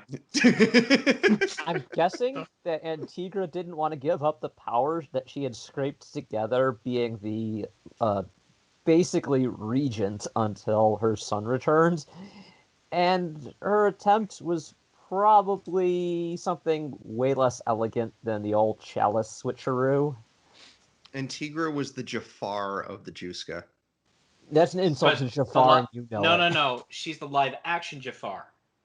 I haven't seen the live-action one. It's bad. Okay. I would say Jafar is the worst part, but only because he's not allowed to go completely over the top like the original Jafar was. Oh, that was one of the best parts about him. Yeah, he doesn't. But as far as the rest of the live-action movie, it's okay. Will Smith is actually entertaining. Okay. But back to Redwall. Yeah. Literally, because that's where the next chapter goes. Yeah, it's pretty much back to autumn, and hey, it's autumn, so my brother gonna be coming home? Oh, probably. I thought this part was funny, where the Dibbins were like, we're waiting for the apples to start falling, and then one of the apples falls, hits poor Broggle in the head, and one of the Dibbins goes, I saw the apple fall! Yeah, but I felt it. That was good. Then they go to Kriega's grave, and it just makes me sad again. Aww. God. Well, it'll only be sadder when a certain character shows up. This is true. So yes, they're like, hey, so don't we have a feast when we do with Autumn? Oh yeah. Well, I'll probably wait for my brother to get back. Speaking of brothers, because this is all filler until Deyna comes back. Well, wait a minute. No. We've got to the part that I hated. Okay. So before we get to Deyna, they produced Abbas's songs book, who basically outright confirms, hey, Craig was doing this for me.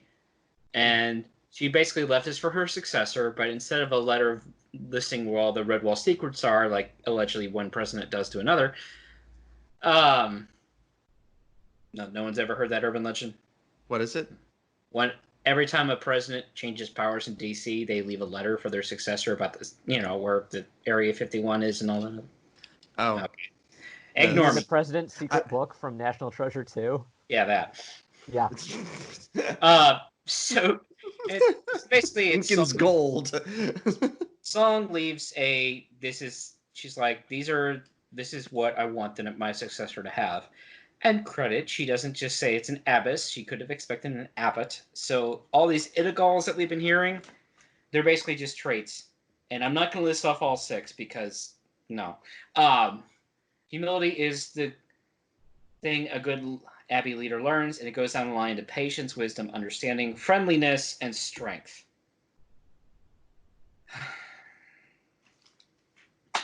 Hang on. Soapbox. Oh. All right, I'm gonna go to the bathroom. Oh, wow. Snack time. Break time. This point is one of the things when I read this as a child. Okay, I was a high schooler. That genuinely angered me. And I could not really qualify it into words back then. I can as an adult, because it's my podcast and I'm going to say what I want. But it's more I have a better sense of literature and criticism I didn't have at the time. Is this a bad plot point in this series? No. Is it a weak plot point? Yes. Kind of what I was indicating earlier, where previous books, when they set up a riddle structure, have a narrative point. Is there one here? Yes, but it's minor at best. It does not have a grand impact on the plot. It doesn't go into a bit of Redwall lore, or at least not to the degree its predecessors have. It does not establish a history. It does not move the story along other than to give the characters busy work. And while one of the biggest criticisms, and sometimes rightfully so, of this franchise is that Brian gets formulaic in later days, this is not helping that. This is not helping arguing against this case. Like I said, does this have a narrative point? Yes, because again, it does show us that Mira is exuding these qualities, but it does not do a good job of it.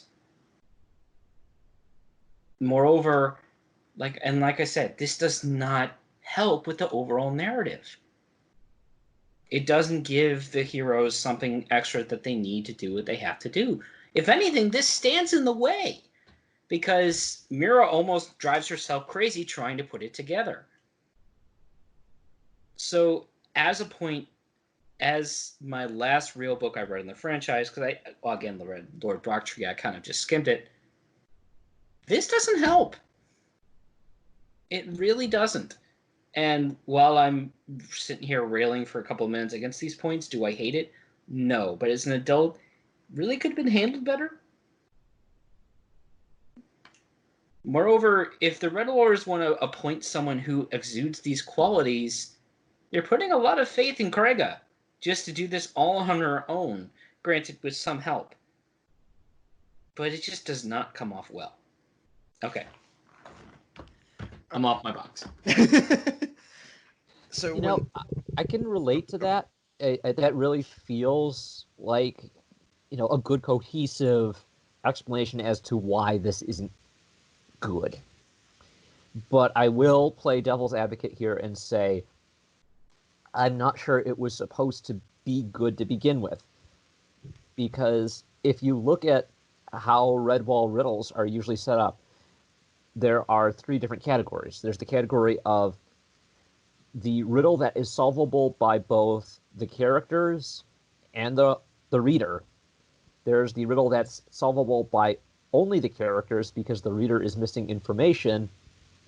And then there is the riddles that nobody can solve. They have to be handed the answer by somebody. And this is absolutely that third category. Which is the weakest, arguably. Yes. But I think the point here was just because Mira is the one that Krega wants to become Abbess, she needs to have a certain amount of, drive and fortitude to do the necessary thing. It's all well and good to exude all of those traits, but if she doesn't have the fortitude to say, yes, I'm going to make that happen, then what good is it? So I'll argue that the point of this scavenger hunt was not for her to find the solution, but to learn that sometimes, even if I don't know what the right thing to do is, I still need to move forward. That's fair. So I have another, I want to add a little bit to that. One, yeah, I do agree that it feels like these were just kind of popping up at random throughout the book, and it just felt like, I don't remember how I really felt about it when I first read it. I don't remember being upset or angry or anything. What part of this, though, like the way they finally, quote unquote, answer everything and show this up, we should, though, take into account that maybe Krega had an actual end game, an actual follow through for this that she didn't get to finish because of her death. So she might have had a plan of talking to Mira and helping her understand these things before actually becoming Abbess, but obviously since she didn't expect to be hit in the chest with an arrow. And I'm good. I'm definitely fine with Mira being elected, being chosen as Abbess by Krega, because she brings up, like, during the whole, back at chapter 32, she said that she had her eyes on Mira and kind of was helping to guide her throughout it. And obviously she was still planning to keep guiding her, and there might have been some plan to help her learn what these meant and the importance of them and everything. She just didn't get a chance to do it. Could she have found a better way to go about it? Yes. Could these things have been a little bit more clear for the audience to try to figure out? Definitely. Because I feel like there's an ongoing thing in this book, especially in like the last few chapters, of the readers are able to see all of the sides of a certain situation, but the characters can't because there's certain things blocked to them. Like, we know that Tag is a good guy and that he needs to be able to be free to help out. And we know Nimbalo is, a legitimate hostage and things like that. And we can see these things. And so if that had played in with that, like, we get to figure out what these mean and are kind of like waiting for Mira to figure it out or waiting for somebody to kind of put it together, that would be more in line with that theme from those couple chapters. So I think they could. I think this could have been done better, but also I think we can take into account that maybe Krega did have a plan and she just didn't get to follow and finish on it and decided, like, I don't have a choice. So it's kind of like somebody is writing a book, and if they pass away before they finish, we get to see, like all the notes from that book that weren't finished get released. Sort of situation. Okay. That's fair. So I also do think it's sweet that Krega wrote the final clue herself with the "I choose Mira to become Abbess of Redwall." I thought that was very nice, and like, God, this everything with Krega in these last few chapters is just so sad. That being said, and then when we get to Deyna, who is completely fine, and Ruki, like, hey, she put him back together. Yep. I'm sure he's not. I'm sure she didn't miss anything along the way, right? Didn't I have a finger over here? No. My mind actually more ran to Red versus Blue with, oh, I'm sure it's just user error. Deyna's finally... Go ahead. Simmons, I need your ovaries.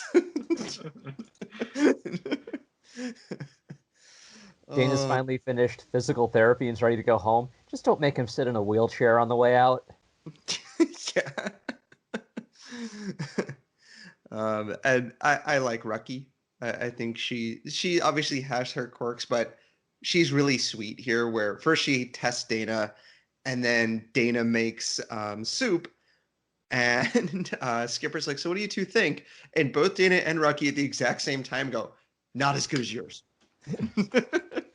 And even when like they say like Rucky doesn't like to be touched, but Deyna, pats her on the shoulder, like, is like, "Thank you so much." And she goes, "Don't touch me, get out of here."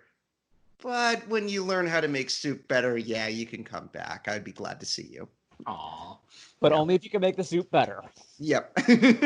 I thought that was cute. Then bouncing back to Redwall, they're all waiting for Deyna to come home, standing up on the wall top, just constantly looking out. It's like, where is he? Yep. As if the watching is going to make him come back faster. Yep. I do like the little bit of it says Alkanet does not trust the Dibbons on the wall top, nor should anybody. Yeah. I am. This is one of the few moments of the story where she is completely justified for being overly cautious. Exactly. But at the same time, I love the little song that the Dibbons sing. It's so perfect. Yep. Don't trust us little rogues on wall tops. It'd be sad when a poor old Dibbon falls, fall on your head and die. Then you start to cry. That's what happens to little ones on wall tops. That is awesome. Well, I mean, you literally had someone's fall off the wall top earlier. Yeah, that's why I don't blame her for not trusting them. Exactly. But at the Yep. same time, it's like the Dibbons are pretty much mocking the fact that it happens. Yeah. And they know exactly why. I especially love when Burab and Nimbalo start doing their bragging contest, and then Alkanet joins in and goes, "I once physicked someone so much I had to unphysic them afterwards," and they're like, "You win." Yeah. Double physics them to make them go back to normal. Yep. I made a funny. And I do like where they say like, "Oh, we should sing a song for like somebody to come home." And actually, I really like this song. And as they're singing, Burab and Imbalo spot that Dana's coming back and start singing even more. And then we get the great moment of Deyna running ahead of all the otters, and then Philorn and Mira running ahead of all the Red Wallers and their big family reunion. It's very touching. Yep, Yeah. I wrote all together now. Aww. Aww. There was one thing I did want to point out about singing Deyna home was Burab is asked, to keep the singing, but he's like, "But there's this food that I'm eating." It's like, okay, you are more than welcome to continue eating, but if you don't sing, you're no longer welcome in the kitchens. What does Burab like more, singing or food? I should think that obvious. After 15 seasons of probation, he is 100% in for the food. Yep. Yeah. So, yeah. Meanwhile, back with groveling Grooven.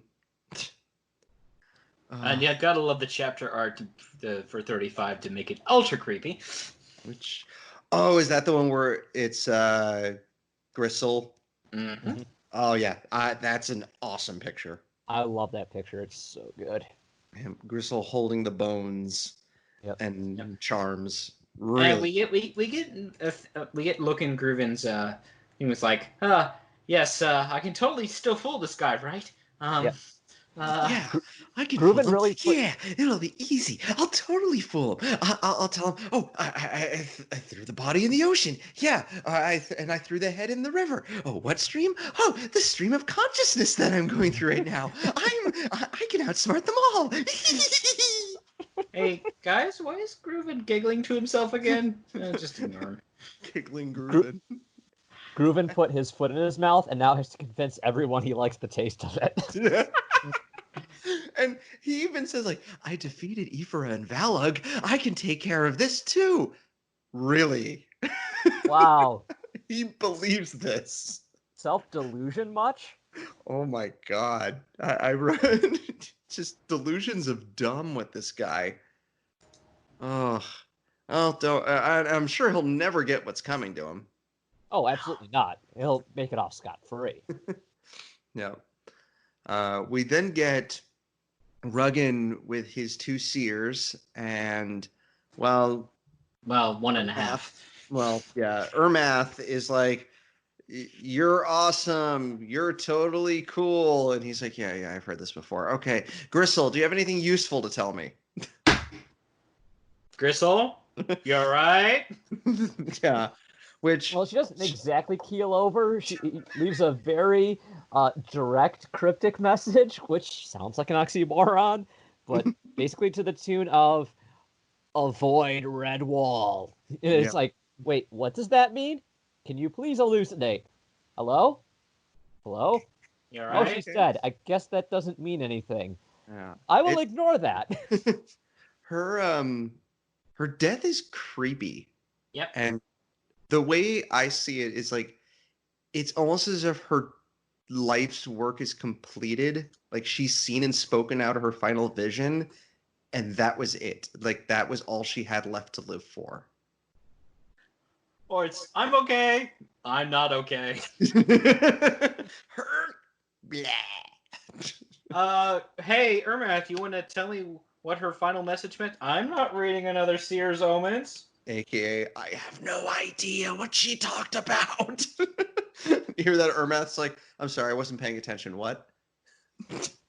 Do you suppose that Gristle was the real deal, but Ermath is just a charlatan? Yes. Basically another Sella? Yep. That definitely could be the fact. I agree to that one. Yeah, you know what? That's what we said. It must be canon.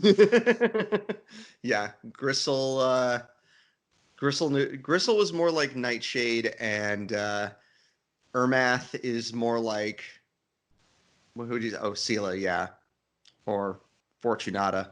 Like, woo! I'm totally seeing the future. Woo! Look at the shiny keys. Yeah. Well, Grooven is entirely lost it now when they get back to the old camp. Biz Ruggin's like, all right, where's the head? I threw it in the stream. There is no stream. The swamp. I threw it in the swamp, just like with all my enemies. They're all gone, and I'm the only one left. I'm not crazy. You're all crazy. I'm the only sane one. I'm good. The voices in my head tell me that I'm sane. Hey, Grooven, you reckon this guy? It's Rawback, your old buddy. Rawback, who literally is insane too. Like, he's Apparently. Apparently he's been. So this is supposed to be like 2 seasons after he didn't fall in the swamp. Like after a half season. A half season. So in a half season, he has now been surviving on eating like lizards and frogs and bugs and living in a swamp, and has just gone completely mad. I'm okay. Yes, that's it.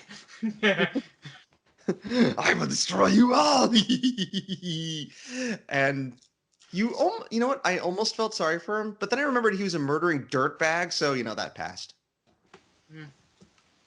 And they're like, and Ruggin is actually very patient and like nice to him. Like, he's like, okay, here, sit down, we'll get you some food. And he's like, real food, real wine. And he's like, so, did Grooven actually kill the Taggerung? No. What are you, nuts? Yeah. I mean, just look at him. Easier than me to think that. Yeah, he's like, nope, Grooven ran like a scared little coward. And Ruggin just looks at him, and Grooven goes, well, he's crazy. How would he know? He doesn't have a reason to lie to me. Yeah. You do. Exactly. And he's like, I believe him. Ruggin's like, look, I'm treating him kindly, and he's repaying me for that. He's a good he's loyal and understanding, and even though he's completely insane, he knows what he's talking about. And he's like, all right, we're going to go back to Redwall and we're going to ask them what happened, which this is not a good idea. No, it's not. Yeah.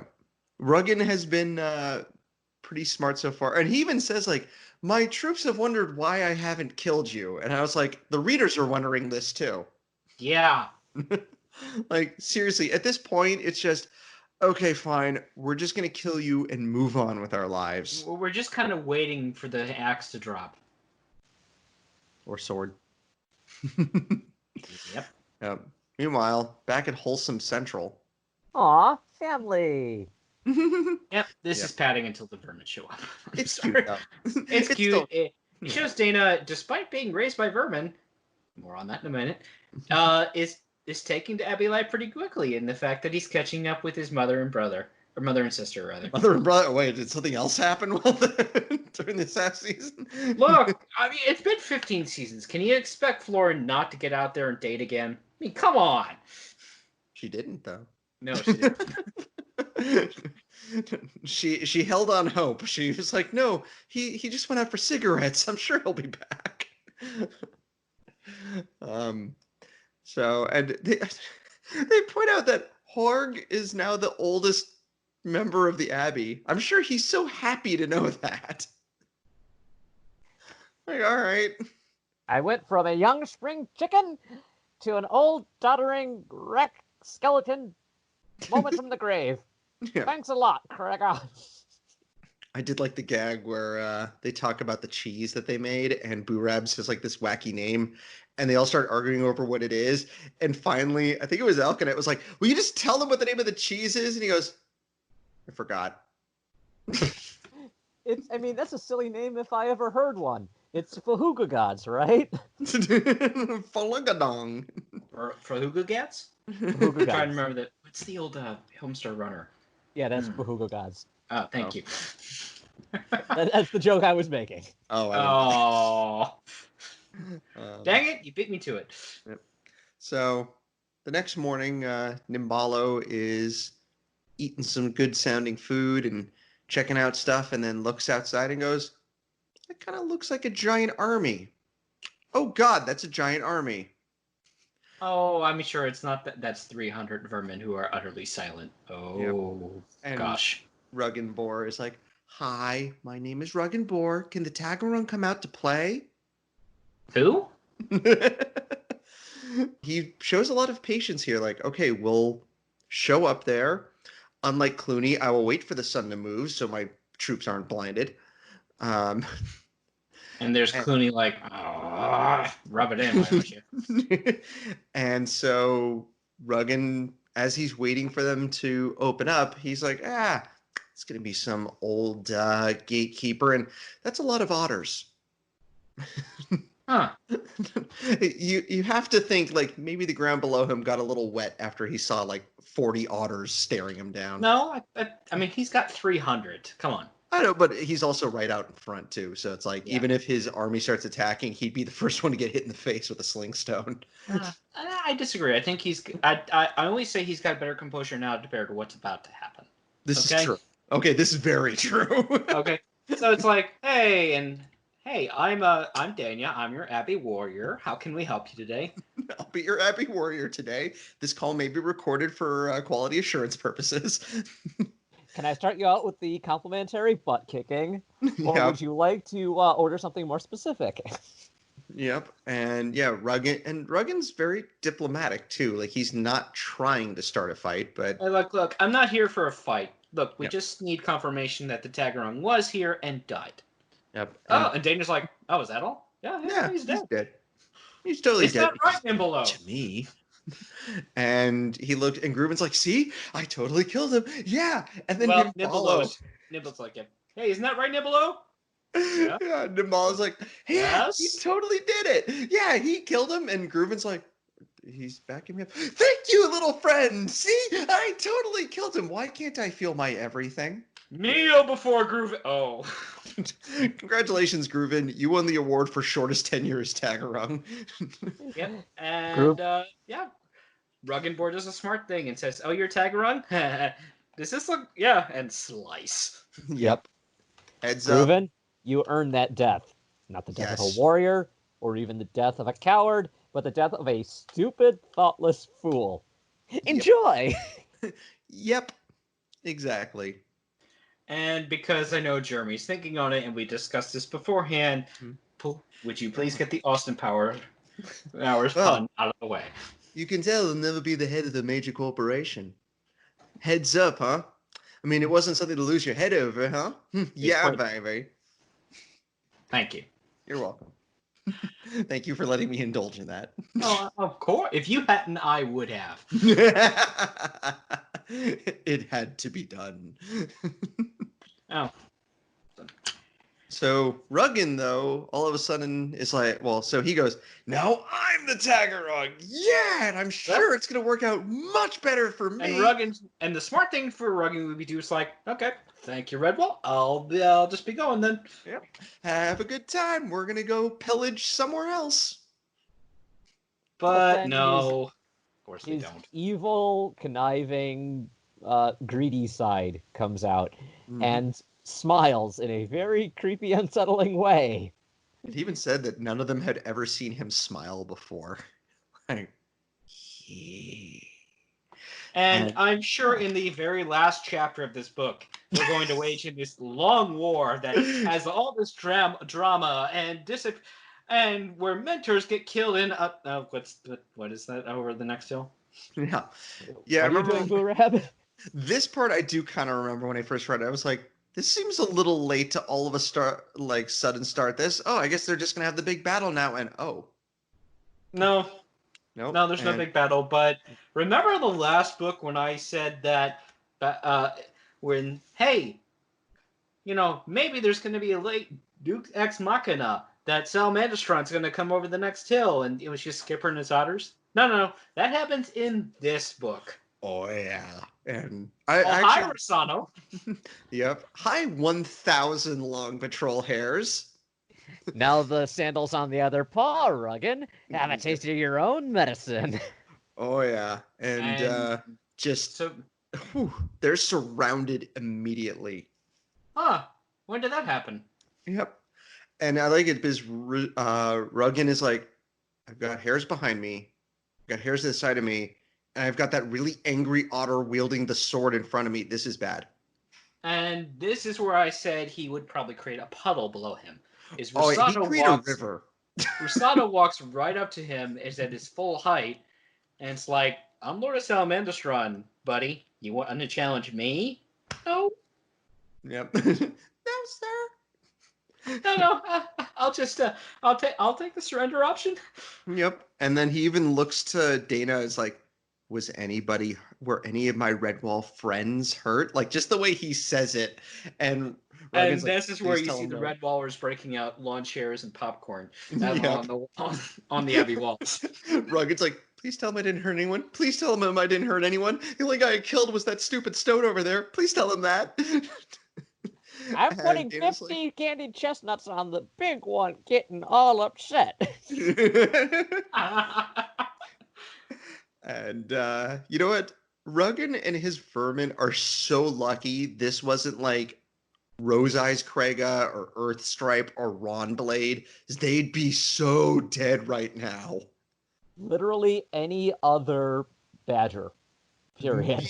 Maybe Yeah. Sunflash would have shown some degree of mercy. Later but Sunflash.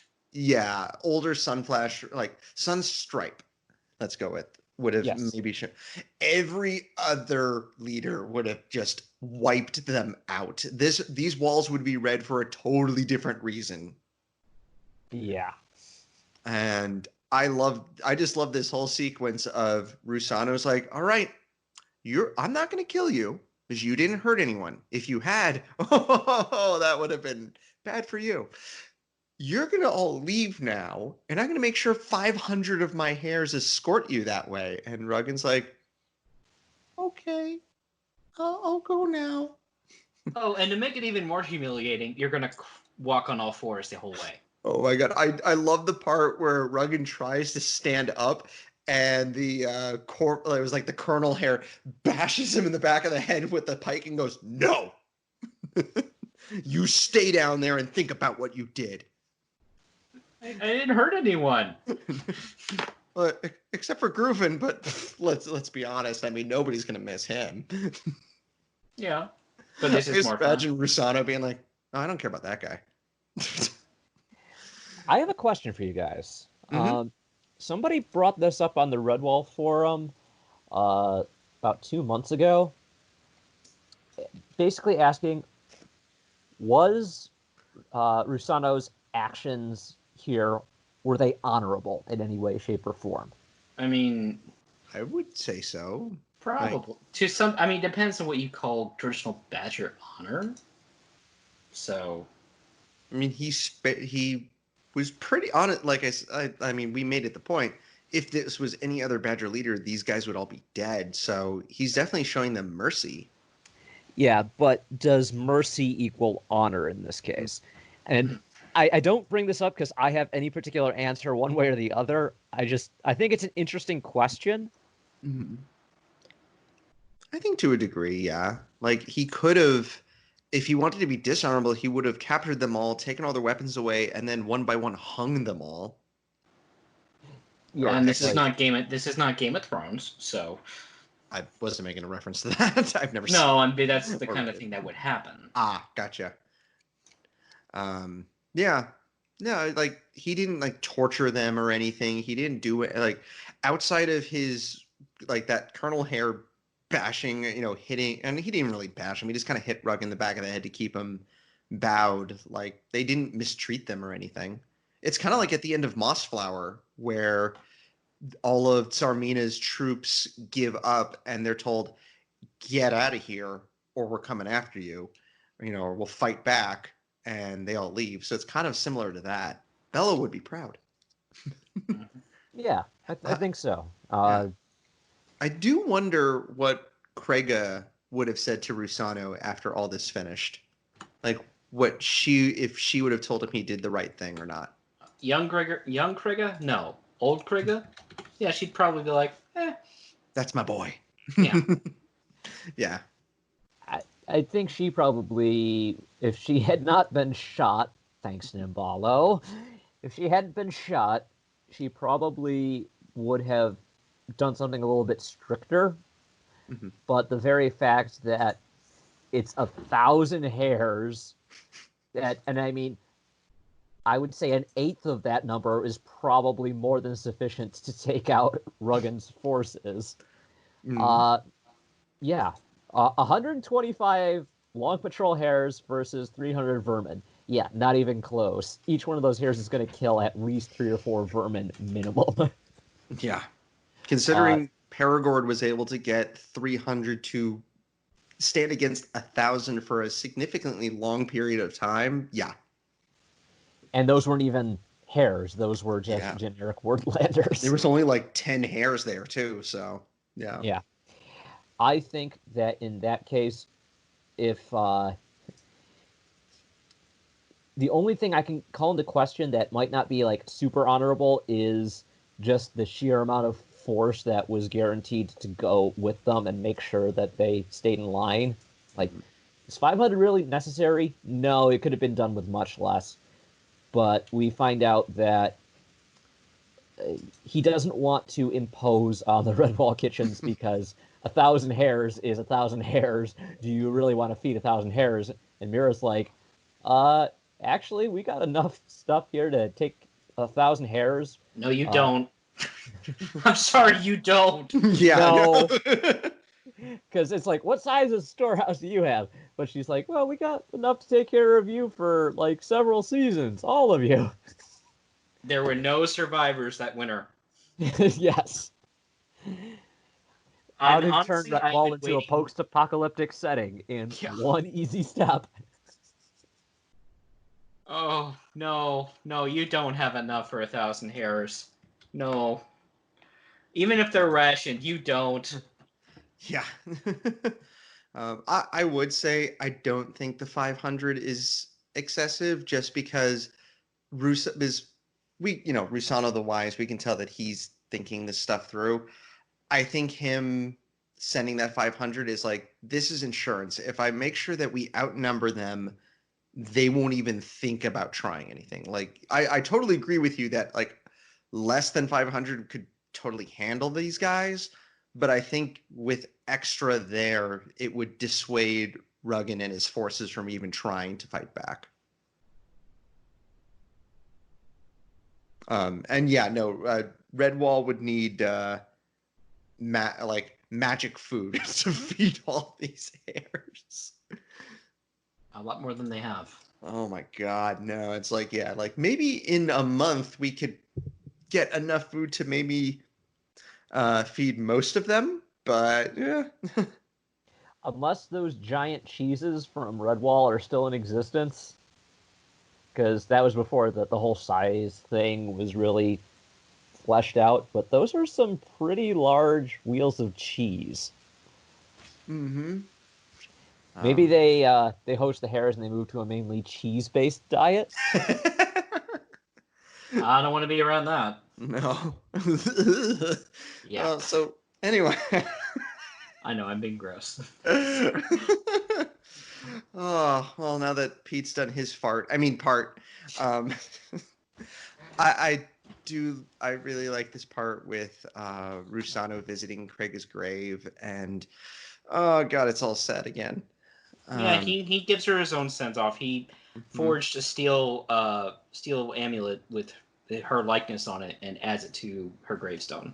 Yeah, with the 2 rubies for eyes. I thought that was really nice. Mm-hmm. And I wish we could have gotten Rusano for a full story.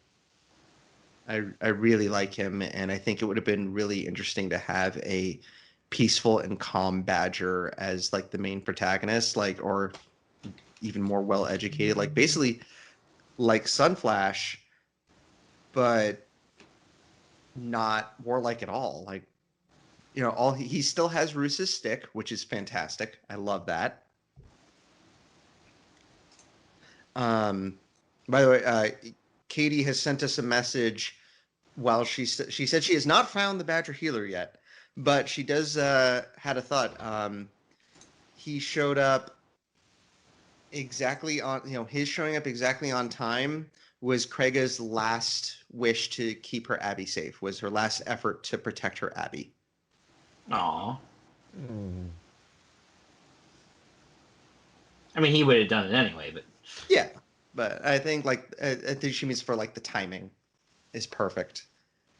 And I like the fact that also you can tell, like we already mentioned, like if they had attacked, oh, these vermin would be dead, but Rusano would not have hesitated to take them all down if they had actually started attacking the Abbey. no. So God, no. yeah. So yeah, no, I really liked this short bit with Rusano, and it just makes me wish for more. So that's a good thing, Yeah. So that's it for now and the epilogue. It's interesting to see where all the characters end up, such as Flobert and Egbert ending up tending to the infirmary and making the physics actually taste good, whereas Alcanet ends up in the cellars and the Makes all the cellar drinks drinks. taste bad. Yeah, it's like Sister Alcanet is squarely in the trope of lethal chef. I don't want her to end up in the kitchens at all. Oh, Jeremy's had some of her drinks. I'm joking. You right there, dude? I'm choking on water. 1 second. Hope I didn't kill him. I'm all choked up. I'm all for Clem. Talk amongst yourselves. Oh, sorry. I was taking a sip of water, and it went down the wrong way. Oh, I God. have to say, I hate it when that happens. Yeah, I think we all do. Yeah. Whew, boy. Okay. Sorry about that. All right. All right. So yeah, I did like the so it's Forel and Broggle's daughter that is telling the story. We find out, and I like how she describes how after the story was done, Dana went over and like gave her a little kiss and said thank you, and she said that he was crying a little during it. And it's like Dana's just a big softy With a sword. with a sword and muscles. Oh, Breathe. Yeah. Holy So cow. Brago and Forel ended up together. Who would have guessed? They were cute together. Mm. Oh boy. Okay. All right. Yep. I'll mute the mic if I start choking again. Oh, don't worry, I don't have dry ditch feeder. Good. Yep. It'd be bad if you did. Yeah. I don't have any Isotor flowers left. Oh. So, overall, God, you know what? One of you go first. I'll get this out and then I'll go. All right. No, yes, soapboxing again. So one of the things that Katie and I didn't get to debate, because she's off finding her badger fixer, was where this fell on my scale. One of the other major frustrating elements, and I know you guys talked to some degree about this last time, but in Outcast of Redwall, we have a lot of debates on why Vale is the way he is. Deyna / Tag in this case, I'm less convinced that being raised by vermin, he is this easygoing, that he is this good by nature. It's another frustrating element.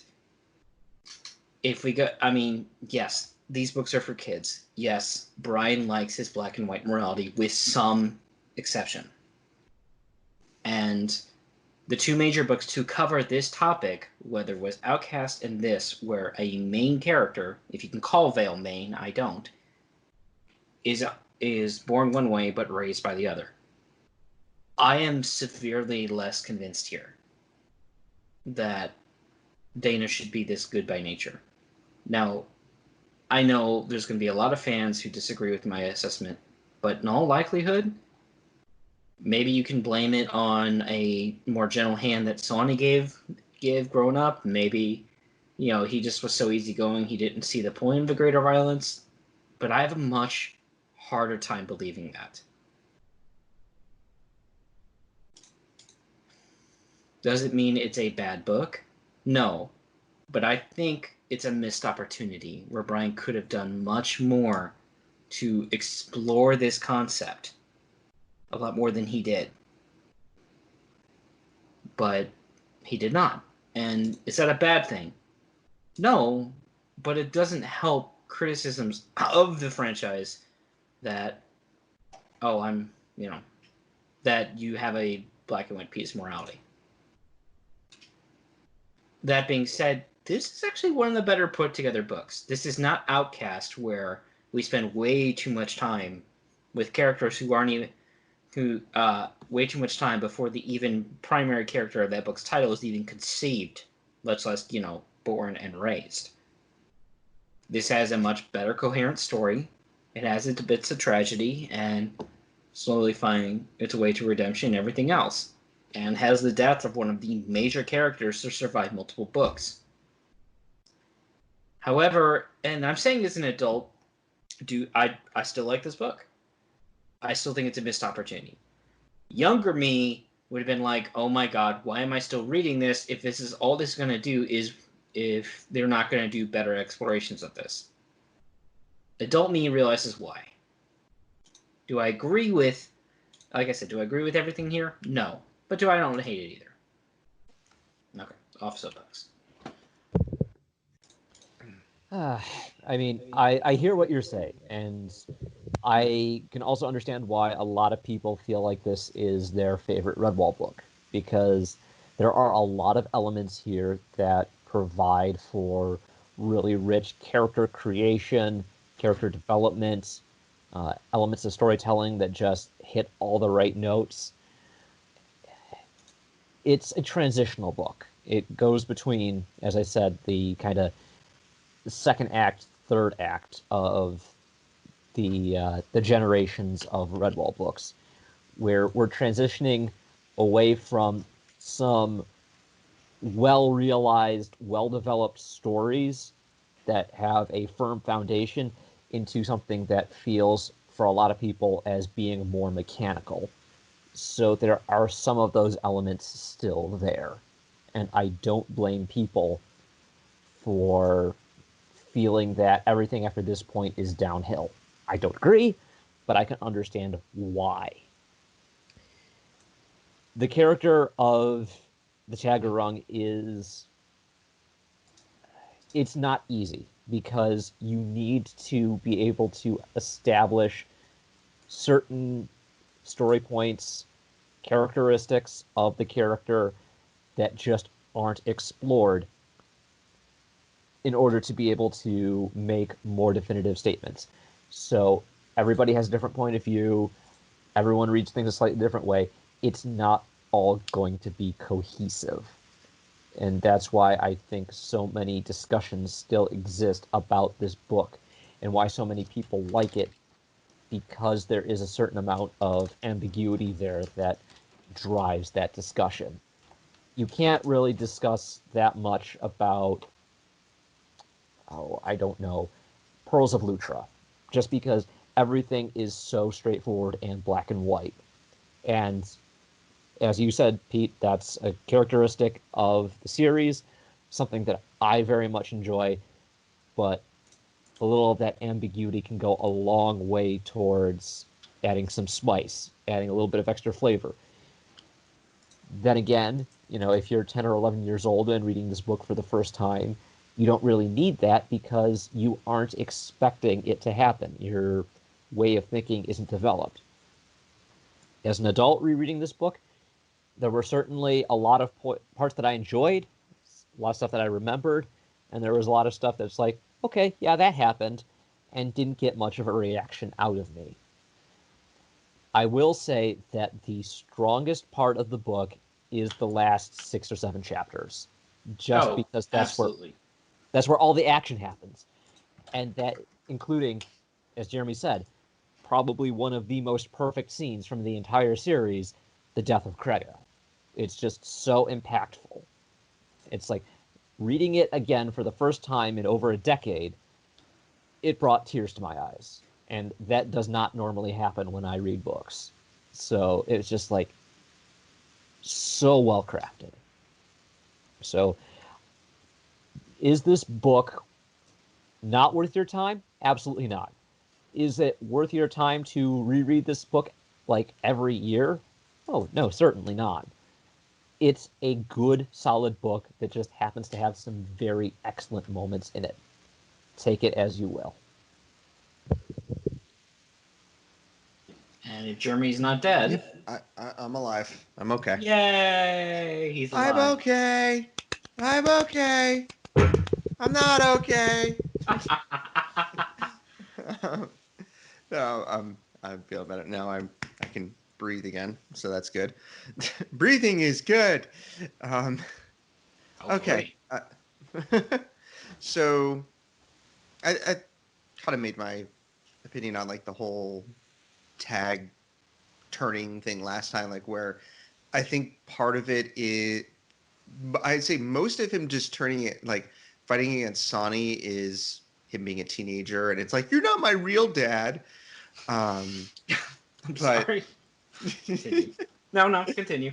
No, well, it's meant to be funny too. But also I felt like Martin was helping to guide him, and that was shown throughout.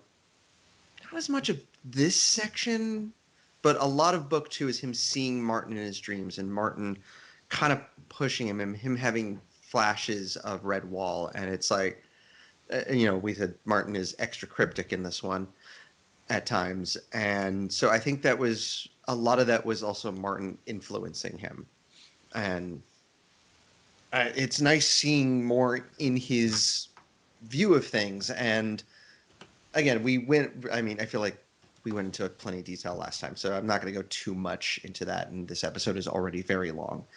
Yeah. Yes, it is. So We're nearly at 3 hours. So yeah, again, this is a long book, but yeah, this one does feel different from the others because it doesn't have the same structure as the previous books.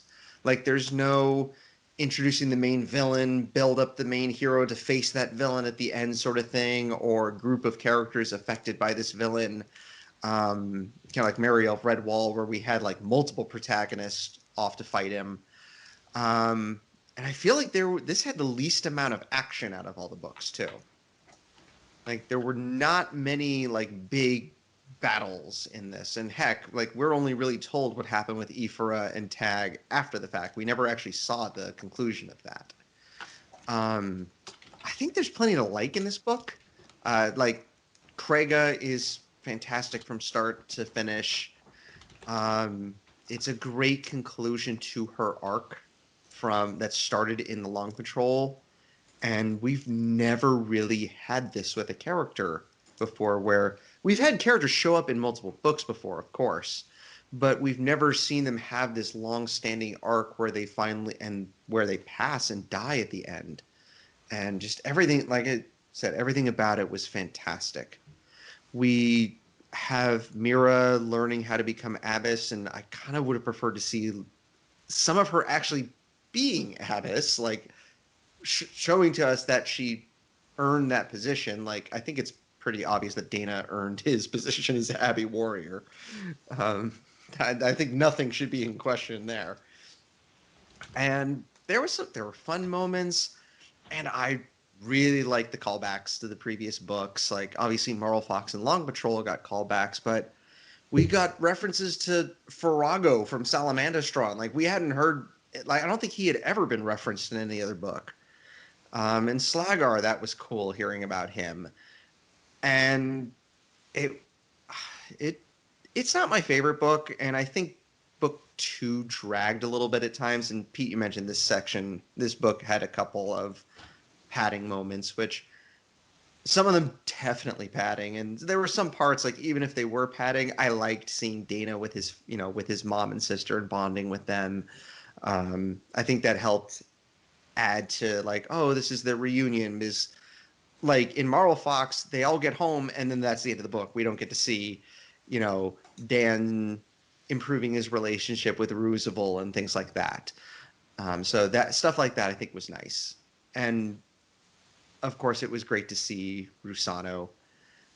I think this book is, I think this one's certainly worth reading, and I think Krega's final story alone makes this worth reading through. Yeah, in the end, I definitely liked it. It's not my favorite by any means. My favorite's still Martin the Warrior. And I am going to miss the continuity that this book had that future books are going to lack. And I definitely agree that this feels like the end of a section of like a period of these books where we've had this ongoing story from book to book, and with Krega's passing, like that feels like the finale of it. So yeah, that's Taggerung. Whew, we had a lot to say about this book. Yeah, and many other things too. Next time, so the next book, I believe, is Triss, correct? Yes. Okay. In chronological order. With publishing, it was Lord Brocktree, but we covered that one a long time ago. Gotcha. Okay. And in fact, I was taking a slight guess because so at the end of my paperback copy, it has an advertisement for Triss, since it's now available in hardcover. Yep. So next time we'll be doing book 1 of Triss. And then after those 3 episodes, we'll do Summer Food. Ooh, that should be fun. Yeah, we haven't got a chance to do that. As long as plums are in season, I will try making skilly and duff. Ooh. I owe the listeners that, because I said I was going to do that last year, and then I couldn't make the food episode that one time, and I have not tried since because plums were not in season at one point. So I will try that, and I know it will turn out better than slips. Oh, of course. Yep. But until then, you can find us online at recorderonthewall.com. We are on iTunes and Google Play Podcasts and Spotify. We are featured on the Eulelia subreddit, and we are also on the official Redwall forums. You can interact with us through Twitter with our account, which is at ROTWpod. We also have our Gmail account if you want to send us emails, rotwpod@gmail.com. And Keep going. I'm gonna check us, see if there's any new reviews. I was just about to say, if you would like to leave us any reviews on iTunes, it would be much appreciated. If you just want to sit back and listen, that of course we love that as well. If you do leave us a review, we will read it on the air, as Pete is attempting to do right now as I stall for time. Stall more. No, it's coming. Stalling. I am stalling for time. Proven was a weenie. Well, the good news is we're up to 14 5-star reviews. Yay! Bad news is we don't have any text reviews in a while. Not since Nadaz. So, Okay. No worries. We'll shout out Nadaz again. Hey, Nadaz. Good job. Hi, Nadaz. How's the cult thing going? So, yep. Until next time, folks, I'm Jeremy. I'm Pete. I'm Matthias. Bye, everybody. Bye.